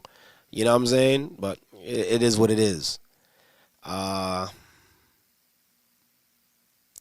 Okay, Tony says, what if the father won't give permission to the marriage? So now when it comes to that, if the father won't give permission, so now are you talking about an adult or someone who's still under their parents' roof? So that's what you got to factor in too now, because a lot of the asking for permission and going to the father for him to say yes is because you were taking a percentage from his home into your home, so he would have to release her. Nowadays we have situations where we still try to be cordial. Especially as adults, right? And adults is going to do what adults is going to do, right? But it says, but you say, what if the father won't give permission to the marriage? And it all depends on the age of the damsel, your age, the damsel's age, What's the situation? You know, because he could be saying no for, you know, to protect her or to protect both of you guys because y'all not ready. So it's a lot that goes into answering that question, right? Because he may have his reasons, and you don't got to put it out there now on the chat for people to see. But if you can, contact your local leader and explain that, and they'll give you the proper guidance on that situation. But him not wanting to give permission is much more deeper than what we could say right now. China says, hello, Deacon. How do the Most High view being in a relationship with a person for 10 years? So now here's the thing. If you in a relationship with this person and you guys made the verbal commitment to be with each other, and you guys aren't with anyone else, and you guys live with each other, because a lot of us come from situations in the world and we're now finding out this information. So it tells us that in times past, the Most High winks at our ignorance. So a lot of the relationships that we've done in the past, a lot of dates, people we dated in the past, these things were done in ignorance. And because of the ignorance, a lot of things have unfolded through that.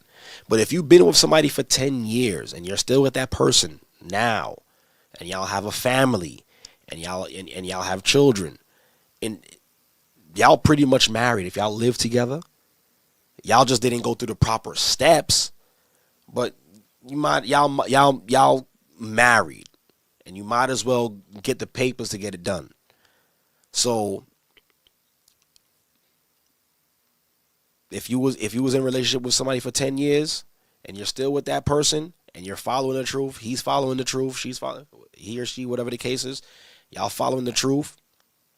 And I'm talking about a righteous union, man and woman. Anything outside of man and woman, I can't vouch for that. The Most High sees it, don't see it like anything. But righteous man and woman marriage, if y'all been together for 10 years and y'all still together, y'all live together, y'all have children, and y'all been together for 10 years, y'all married. Right? Outside of the steps, y'all just got to take the proper steps now moving forward. What else we got here?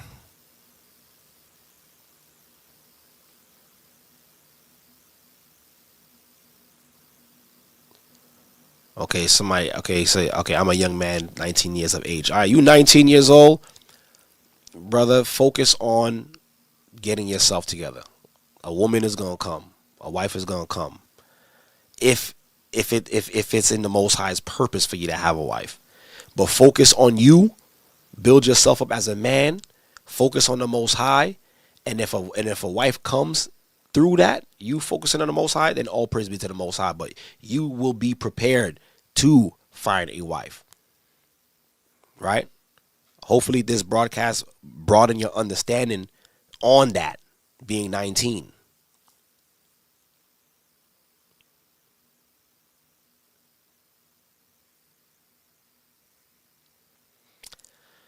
So 777 says wait, so if you're a eunuch, castration is lawful? There was a point in time where the king would castrate eunuchs because they would be watching the queen or they'd be watching their daughters and they didn't want no funny business. So yes, castration, they would, what's called in the scriptures, they would crush their stones, just to not be graphic, but so they used to do that in olden times. I'm not suggesting anyone to go ahead and do that now, but in olden times they would do that.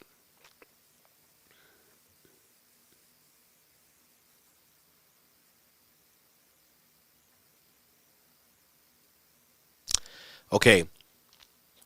Jamel says, I've been with a woman, got kids for 15 years. I'm in the truth, but she's not. Can we still marry? And the answer is yes. You've been with her for 15 years. You're in the truth. She's not. All right. Now, Paul gives strict answers on how to fix that.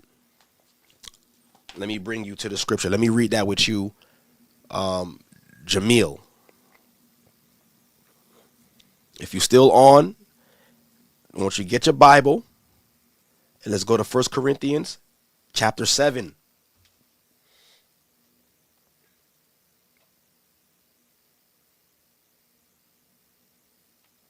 All right. So let me put it on the screen because this is going to edify you and others who's watching right now. Let me put it on the screen.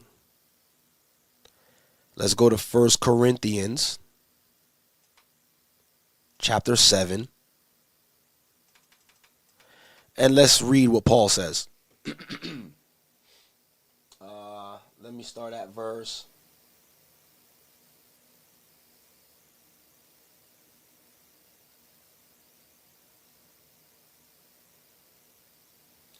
Let's start at verse.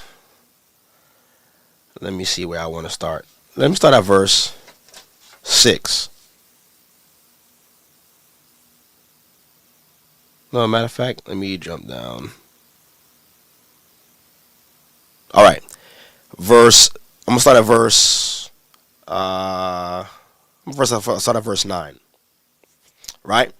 So this is for you, Jamil. It says, so 1 Corinthians chapter 7, verse 9, I said, right? All right. I'm going to start at verse 9. So you've been with her for 15 years. Y'all have children. Y'all living together. You're asking if you should still marry her. Brother, in the eyes of the Lord, y'all already married. Y'all together. Y'all have children. Don't break up a happy home. And I'm going to explain why I'm saying that. Look at this. Look at how Paul instructs this matter. 1 Corinthians 7 and 9, it says, but if they cannot contain, let them marry. For it is better to marry than to burn.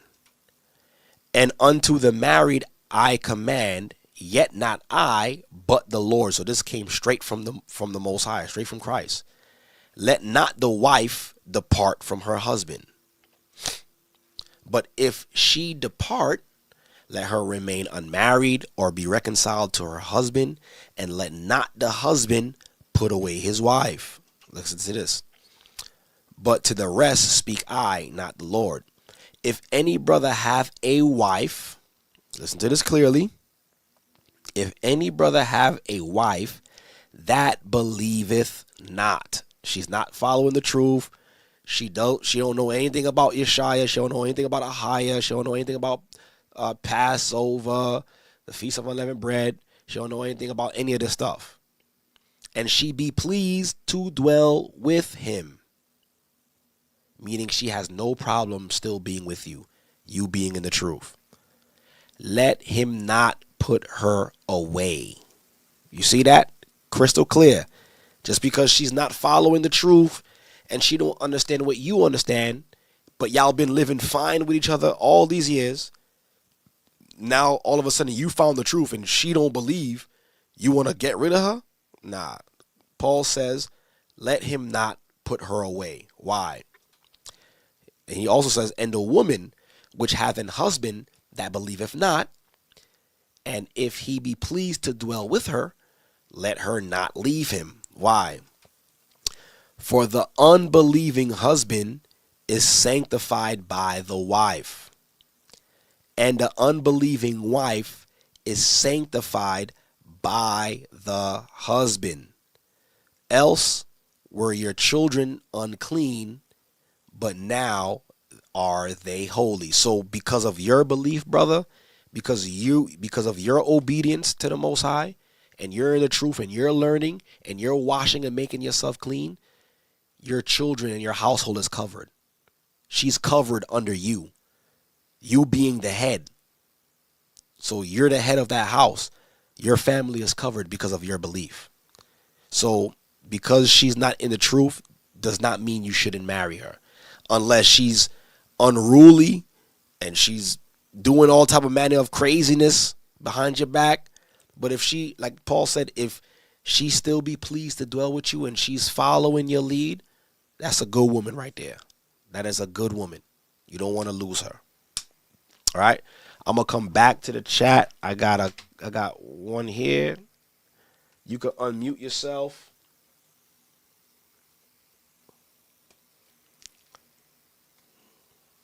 Zayakwa, Shalom.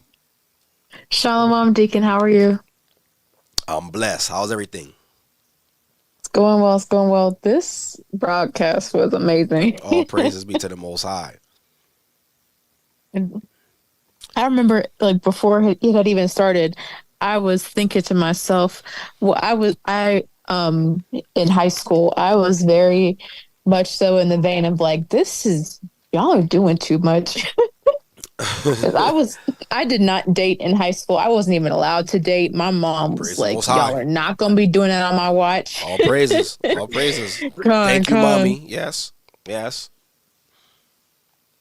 And I was back then, I was too lazy to be putting in all that effort because there was so much drama just from what I witnessed with people being in relationships, just to be in relationships, not looking to court the righteous way and be married in like a righteous way. And I wasn't even in high school that long ago. Like, I'm 21 years old. Like, I just graduated a couple of years ago. That's right there. But all praise be to the Most High that your mom kept you away from the dating scene. It was. Yeah. It was. Everyone I talked to, they're like, "Don't date. Don't ever don't do it." And it was like in a worldly mindset. They were like, "Boys are stupid. Don't do this." And I was like, "Trust me, I'm not interested. I don't feel like dealing with all of that. It's just not worth it to me." So let me ask you now. So what are you looking for? You know, when is going to be your time? You know, I haven't really thought about it that much because I, for a while, was going through like this mental thing where I didn't feel worthy to, you know, have a husband and really be able to have the experience of being a wife and having that head over me. But now that I'm trying to get more into the mindset of being a wife and having that hope that the Most High may bring a man into my life one day, I want someone who is so serious about the Most High that there's no doubt that he'll ever fall away from this walk. And literally anything else could be an added bonus. Like looks, clothes, like the rest of that doesn't matter. It's just all superficial. I'm not really worried about what is presented on the outside. It's not that serious. Like it's everything about this world and how people get into relationships and interact with each other. Everything is, I once saw a girl talk about it. What was the word? Transactional. She said it was all very transactional.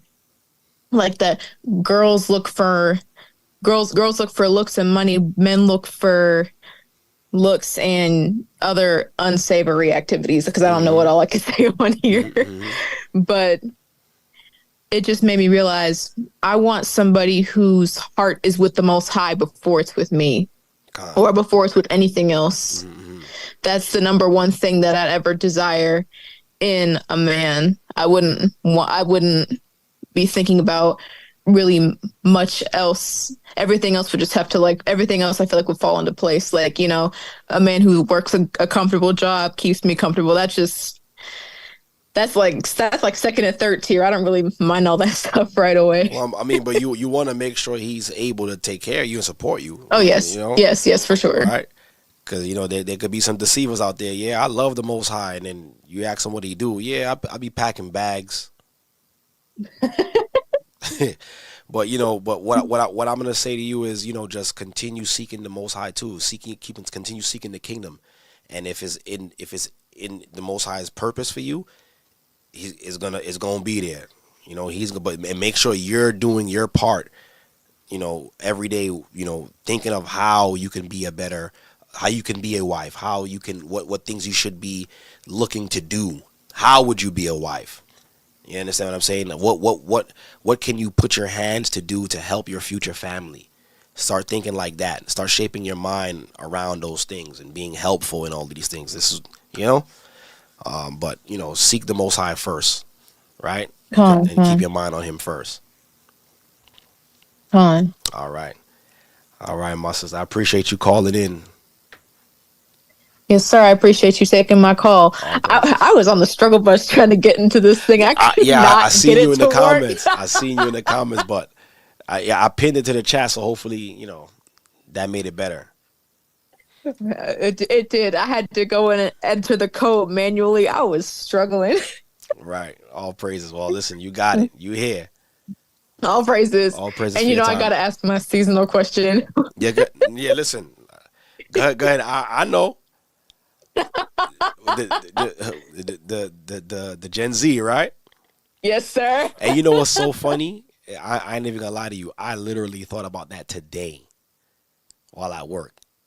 I literally thought about it at work today. So it's coming. I gotta iron out some kinks. We're gonna set it up, and I'm gonna make it a great conversation. And this could have been a great conversation for the Gen Z. Yeah, I was thinking about that just the other day when you were when you had put up the stream where you weren't going to be on last week and we're talking about it. I was like, I wonder if he's going to have Gen Z people come in and talk about this. I should have, but maybe I could do a part 2. And that'll be awesome. Listen, let's trust me. I didn't forget you. We gonna do this. You're gonna be the first person I call when I'm ready to do this. All praises. I'm sorry if that question bothers you. No, it doesn't. I'm really excited to hear about it. I really appreciate you for staying on top of it, because I would forget. All praises. I just didn't know if it was me doing too much by asking every time I call in. Nah, it's all good. It's all good. It's all good. All right. All right, my sister. Bless you. Shalom, Deacon. Thank you. No problem. All right. Go back to the comments real quick. So I answered that. I see another question. If divorced, can a woman remarry? And the answer is yes, but it depends.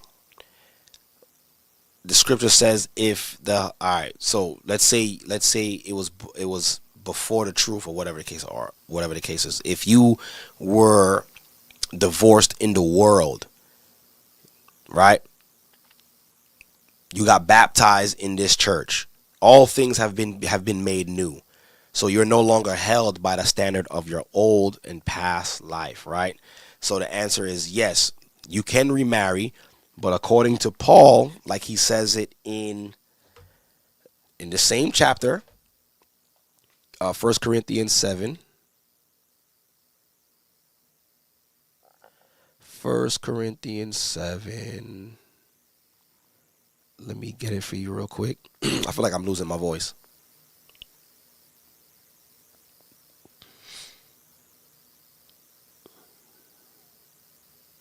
Let me get it for you real quick.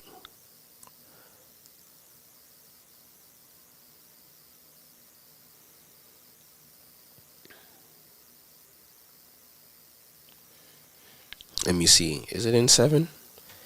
But the short answer real quick is you can remarry, but he must be in the Lord, meaning he must be a believer if you remarry, right? It's not supposed to be someone you found in the world. It must be someone who's in Christ, right? I gotta find the scripture for you.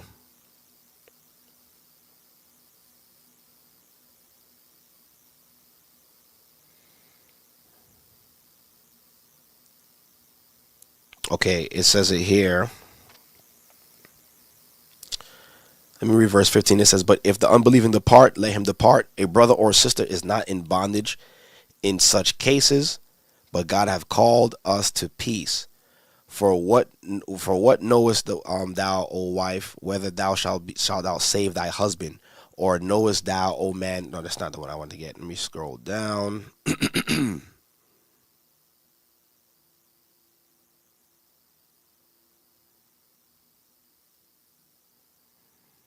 Let me scroll down. Let me read it here.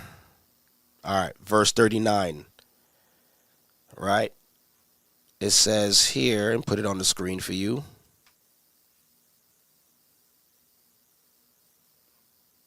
It says, 1 Corinthians 7:39, it says, the wife is bound by the law as long as her husband liveth. So if he's still alive, you're still bound by that law of marriage. But if this is prior to you finding Christ, then this doesn't apply. But it says, but if her husband be dead, she is at liberty to be married to whom she will, only in the Lord. So if the Most High frees you from a situation and you're looking to remarry, you can't be freed from that situation and be married to somebody in the world. You have to be married to somebody in truth or who's a believer, if that answers your question. Somebody asked, if you have been intimate with someone before the truth and have a child with them, how do you move forward with the understanding of the truth? Now that this same question is on the same line as the brother who been with somebody for 15 years. If the person is pleased to dwell with you and they're not giving you a hard time and y'all been together for all these years, that person is your mate, right? But just do it, make sure that it's known that this is what it is. We're a thing. We're a couple, right? And I'm not going nowhere. You're not going nowhere. And as long as as long as they are pleased to dwell with you, right? If they're pleased to dwell with you, then don't put them away, right? What else we got here? Yeah, hopefully I answered the question. I see he put that question twice, Jamil. Let's see what we got here.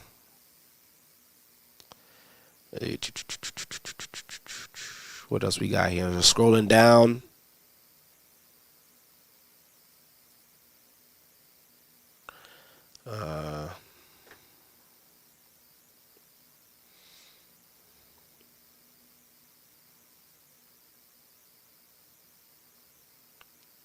Let me see what else we got. I'm trying to go through this real quick. My eyes are getting heavy. Let's see.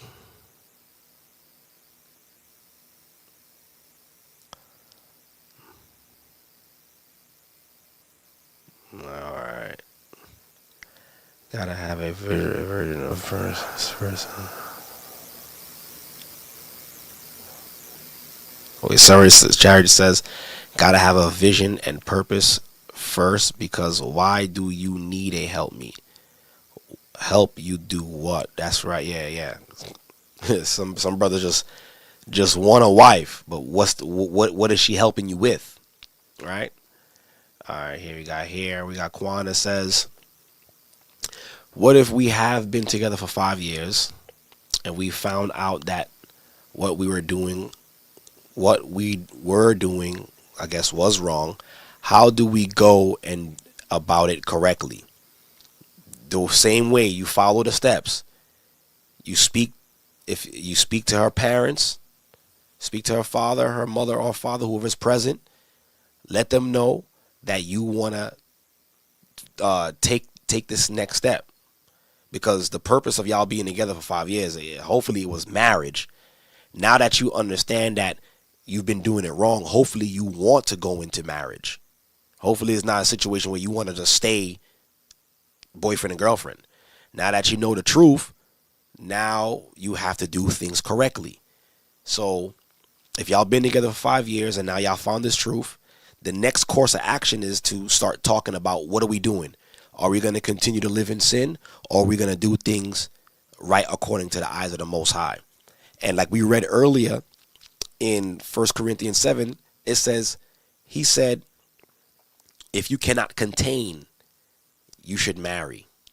It's best that you marry than you burn, right? So if you guys are serious about that, speak to her parents, right? Have the families meet, create a game plan, and do it in righteousness. There's nothing wrong with that.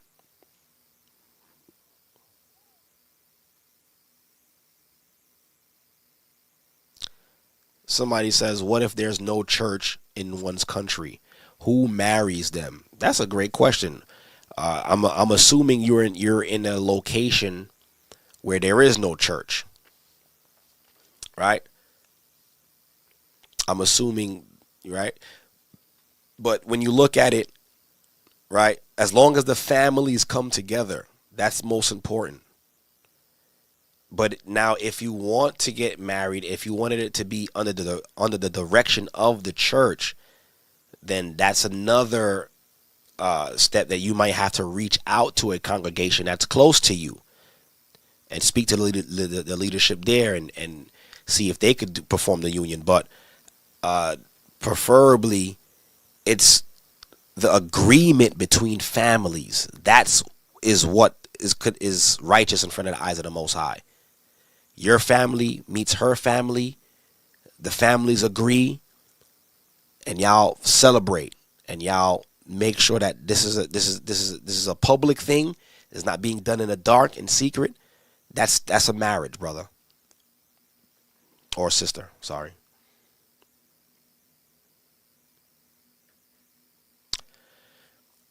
Okay, so Hamayam 144K asked that question. When Paul mentioned it's better to marry than to burn, does it mean burn with lust or hellfire? Yes, burn with lust, not hellfire. But it could be twofold. You living in sin, you're gonna burn in hellfire. But he's more so talking about burning in lust. It's as if you cannot contain yourself. So it's about burning in lust.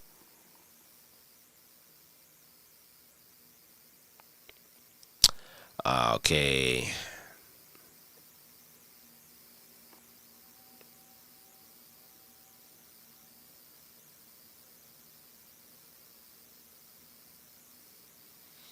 Okay, I'm having a hard time understanding this question. D Crook. What if you're married, living single?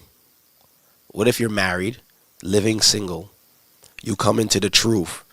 Can you divorce and later remarry? If you're talking about what I think you're talking about, Paul already answered that. If you're already married, stay married. If the person you're married with is not in the truth, but you're in the truth, you are not allowed to divorce that person because they don't believe in the truth. That person is your spouse because they're happy to dwell with you peaceably, right? So you cannot divorce because you're in the truth and they're not. That doesn't make sense. Because you're in the truth, you're covered. They're covered, right? But if there's other things that's happening in the background, that's something that we got to talk about. That, maybe it may be something else that's there. But according to Paul and how the Bible says it, no, you cannot depart. You cannot leave them. To make that clear.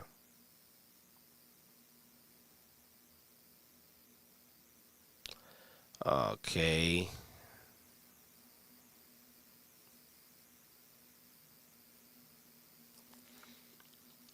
Natoya Boo says, I'm new to the truth and want to introduce my husband into it. What's the best way to do so? That is a great question. I'm gonna give you the scripture right now.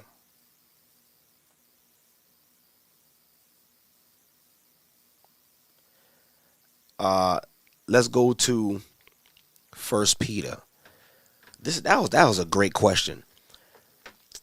And sister, I'm gonna tell you right now, is not what you say so much to him when it comes to the truth.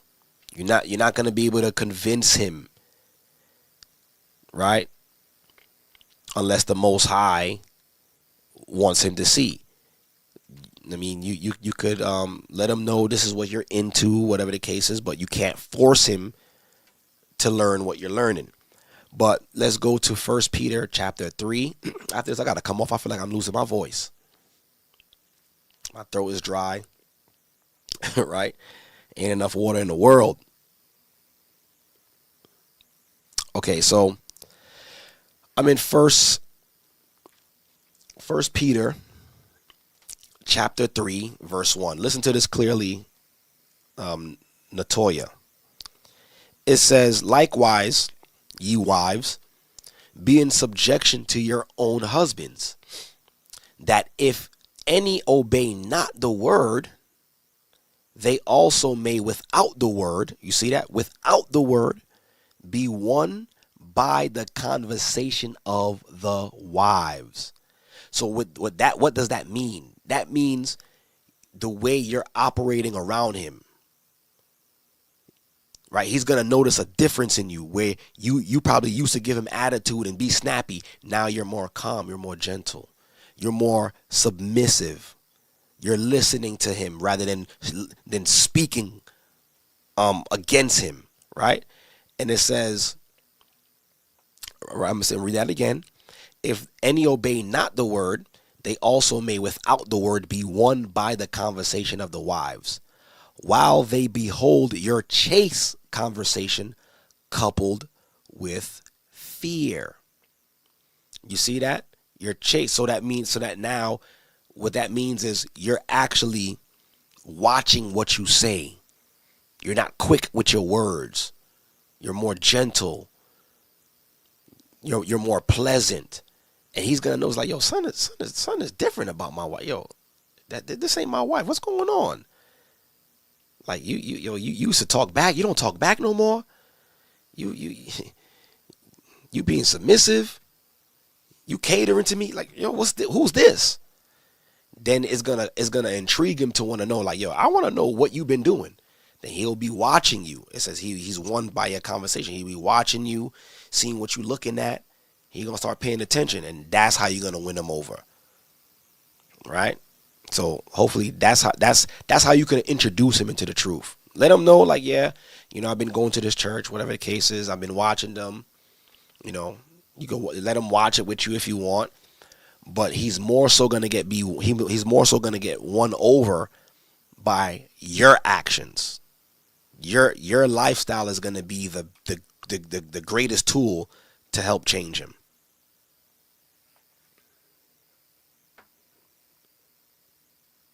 Right? If that answers all the questions. I got two more in the Zoom, and then that's Godspeed. Real quick, I got Christopher, then I got Donnie, and that's it. My throat is gone. Christopher, what's going on? You got to unmute yourself.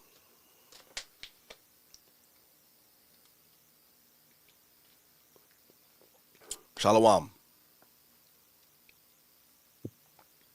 Hello, can you hear me? Yeah, I can hear you loud and clear. What's going on? Oh, finally. Yeah. I can get the Zoom, finally. All praises. What's going on? Talk to me. No, actually, that was a great broadcast. I have a commentary right now because it was like the first brother say,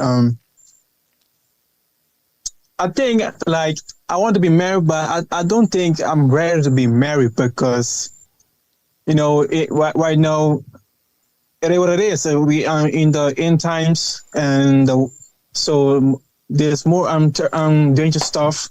Especially if I have a kid, I don't want to put my kid in danger in the world. If you don't, if you mean what I'm saying. Mm-hmm. And also, how can I say? I have to admit, I was like that, like these guys. For example, before I finished school, we was looking for girls, and me and my friend, it was like, hey, me and you, let's see how we get the girl first. I was like that. Mm-hmm, mm-hmm. And not only that, Deacon, I remember there was the school the school I was going, it was school of boys. Okay. But then so then the government changed it. They put girls in the school. So they made it co-ed. And I remember the first girl. No, not the first girl. If any new girl come to the school, every boy was like, "Oh, look at this girl!" Like, it was Yeah. for the first time they see a girl. I was like, "Okay, this is funny." Mm-hmm. But I was like that. I was like that too after I made it. All right. Well, And but you held yourself. Yeah. Yes. Okay. Praise the Most High. And about that, Deacon, like my mama say to me, I would say, hey mama, I like this girl, and mama say, boy, what do you know about girl and boyfriend? So praise. So your mother was correcting you. She was trying to keep you from dating. Yes, sir. All praises. But listen, at first I was like, oh, mama, you hating what? Why can I get a boyfriend? I never understand it, but now I understand right now. Understand, right? Because you got to be in the proper position to be able to take on a wife. You know, you understand what I'm saying? You can't. You got to make sure everything is in order, bro. You don't want to put yourself in a situation where you could barely make ends meet because you made a decision that when you wasn't ready. You want your children to be blessed. You want the marriage to be blessed, because believe it or not, finances is one of the leading causes in divorces in marriages here in the U.S. Probably worldwide. Finances. Yeah, like I remember also my father told me about the decision of marriage. Where I remember he said to me, well, actually, my father is not in the truth right now. He's not in the body, but he said something to me. If I want to get married, I need to get my own house, get good financially parts. Then I can start thinking of getting a wife. I remember he said to me that.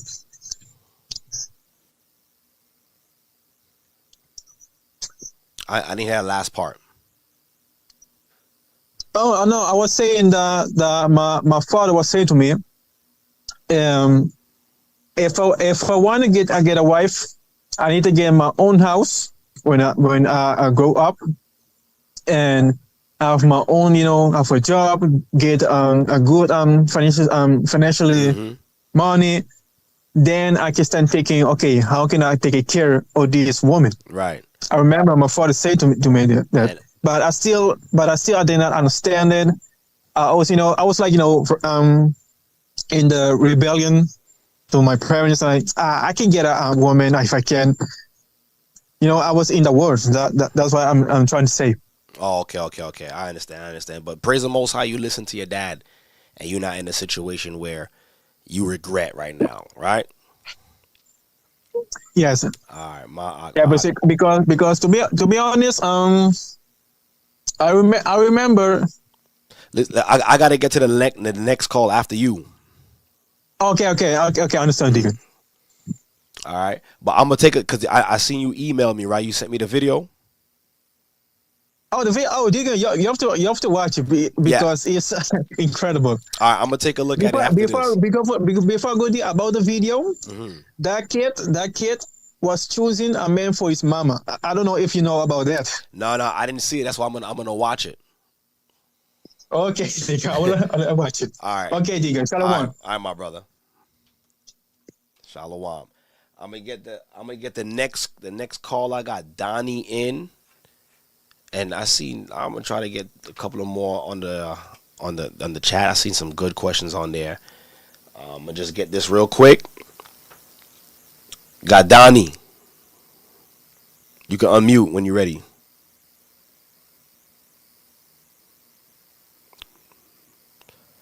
Donnie, you're on. Going once, going twice.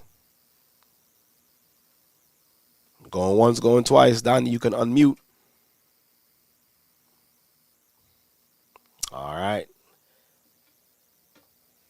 So, you unmuted. Donnie. Can you hear me? I can hear you now loud and clear. Who am I speaking with? You speaking with? I speak with Donnie, right? Yeah, hold on, I'm trying to hit my Can you hear me?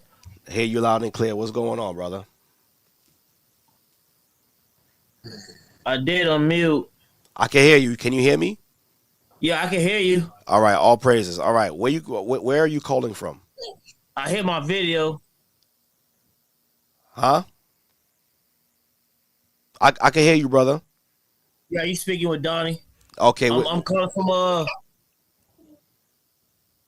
I'm calling from Chicago. Okay. Chicago body. Okay, all praises, all praises. So welcome. So what's on your mind? Talk to me real quick. Nah, I'm calling from Chicago body. Okay, can you hear me, or is there like a delay or something? Yeah, I can hear you. It's a delay too. I think it's a delay. Yeah. All right, so talk to me. What? You got a question, a comment? No, it's just a comment, Deacon. I just want to say all praises to the Most High because you answered my question. I was the one who answered the question about Jamil. Oh, okay. That's your name on the yes, I guess on the YouTube. Your name is Jamil, or he asked the same question you had.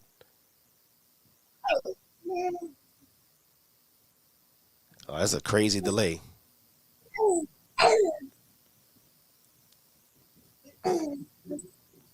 Yeah. Yes. Shalom. It's a crazy delay. It's a crazy delay. But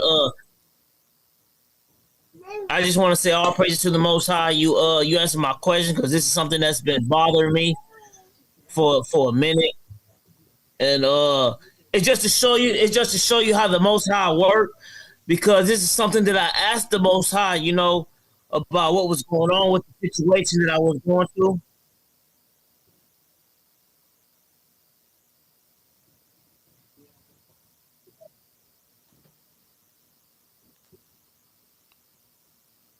I'm listening. And are you listening to me on Zoom or through the YouTube? I'm on Zoom. Okay. So you said I answered your question, and did you have the same question as Jamil? Yeah, that was me. That was on Jamil, but I was just coming on here just to let you know that you answered my question. Okay, all praise be to the Most High, man. I'm so happy I was able to answer your question. And listen, if she's pleased to live with you, bro, and to dwell with you, make her an honest woman, right? Your children, your household will be covered, will be protected. And through your actions and through your leadership and your example, you may be able to win her over to Christ.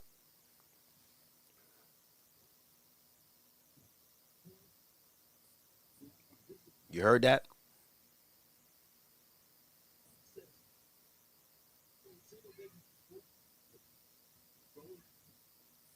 It's such a bad delay. But listen, I guess you may have to come out and come back in, because it shouldn't be a delay like that. But okay. But if you hearing what I'm saying, right? Yes, I am. All right, try to come out and come back in. But did you hear what I said before? Yeah, I'm hearing everything, Deacon. All right. All praises. I'm gonna put you back in the queue because the delay is kind of crazy. But I'm so happy that I was able to answer your question.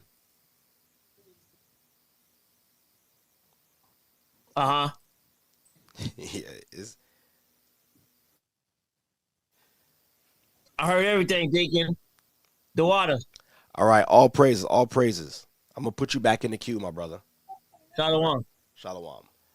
All praises. I'm so happy that I was able to answer that brother's question, man. All praises, man. Because, listen, I know a lot of people be having questions and they don't be saying nothing, but, all praises for conversations like this, where these questions could come out, and we could teach the, the next generation how to do things the right way. I seen a question here where someone asked, real quick, T. Porter asked, how much is a dowry? Okay, the dowry is whatever the father asks, because he may have his own contract, right? Granted, if it's a father who doesn't really know, you can still give him a gift, whatever the case is. But usually, it's customary that the father would give the dowry, would tell them, this is what I require as a dowry for my daughter. So it all depends on the father.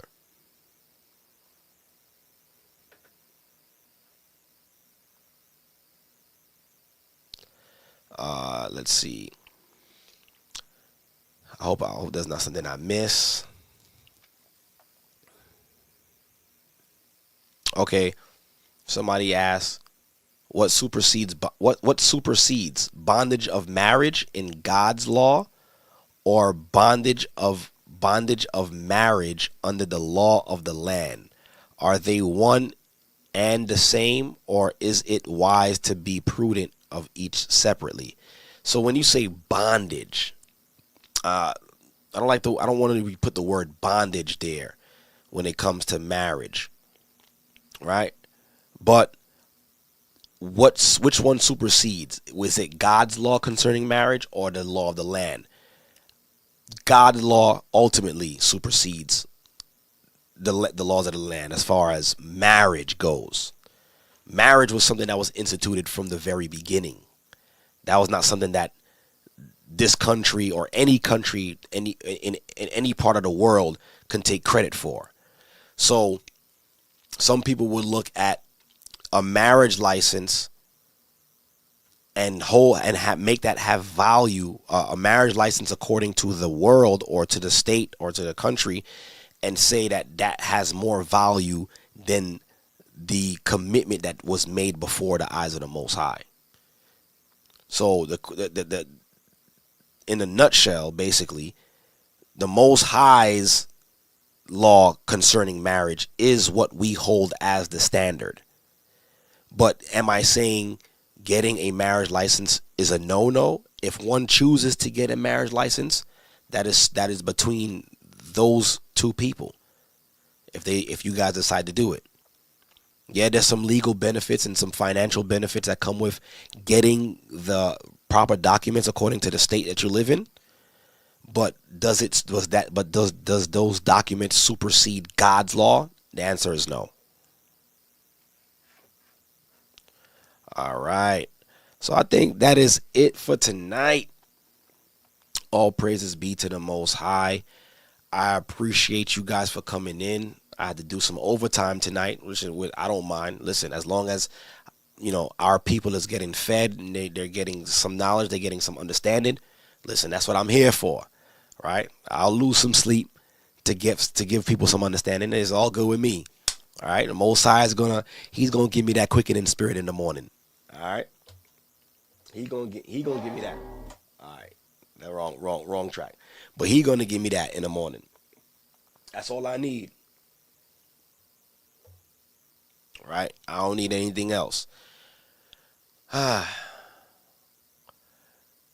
right. I'm pulling some Elder Ricard hours. I don't usually be coming on, staying on this long. But listen, all praises be to the Most High. All for the edification and the knowledge and wisdom. And I really do hope that this broadcast was edifying for you all, and you guys were able to learn something new. Or if you didn't learn something new, it was a refresher.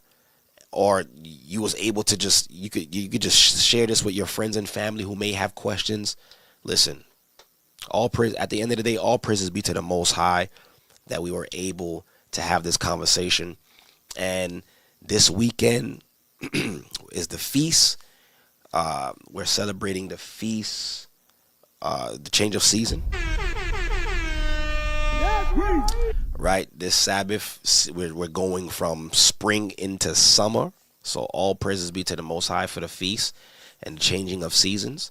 I pray that you guys have a blessed feast and you guys, are able to enjoy it with your church body and the church family. What else can I say to you guys? As we see the days approaching, don't forget, do not neglect assembling ourselves together as we see the days approaching. You don't want to be alone in this. You see what's happening out here. You see what they're doing. They're going crazy. So it's best that you're not alone while they're going crazy.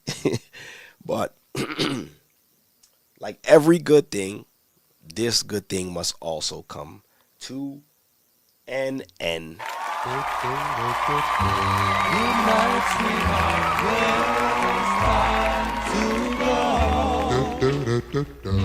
I thank you all for coming in on this Thursday night. Oh man, what a great broadcast. What a blessed broadcast. I thank you guys for your feedback, for the questions that was asked. And I really do hope and pray that I was able to answer all your questions. Anything else? See leadership in your local body. See your local deacon, your local elder, your local bishop in your respective body. You could be anywhere in the world, but you're now tuned into the Born of Levi experience. So that is all, brothers and sisters. I am signing off. Your brother. Don't forget, guys, stay prayed up, sin not. We gonna see Zion. Trust and believe. Let's continue doing the right thing as best as we can. Let's not get weary in well-doing. It's not gonna help you. All right. So shalom. Have a good night. Be blessed. Stay stressed. Deacon Malak, you should be like, no stress. Stay blessed. Get your mind right. Now I'm talking about. Shout out to my aunt. All right, shalom, brothers and sisters. Losing my voice here. Oh my goodness. Yeah, it's time. It's time. Shalom. Peace and blessings. Love.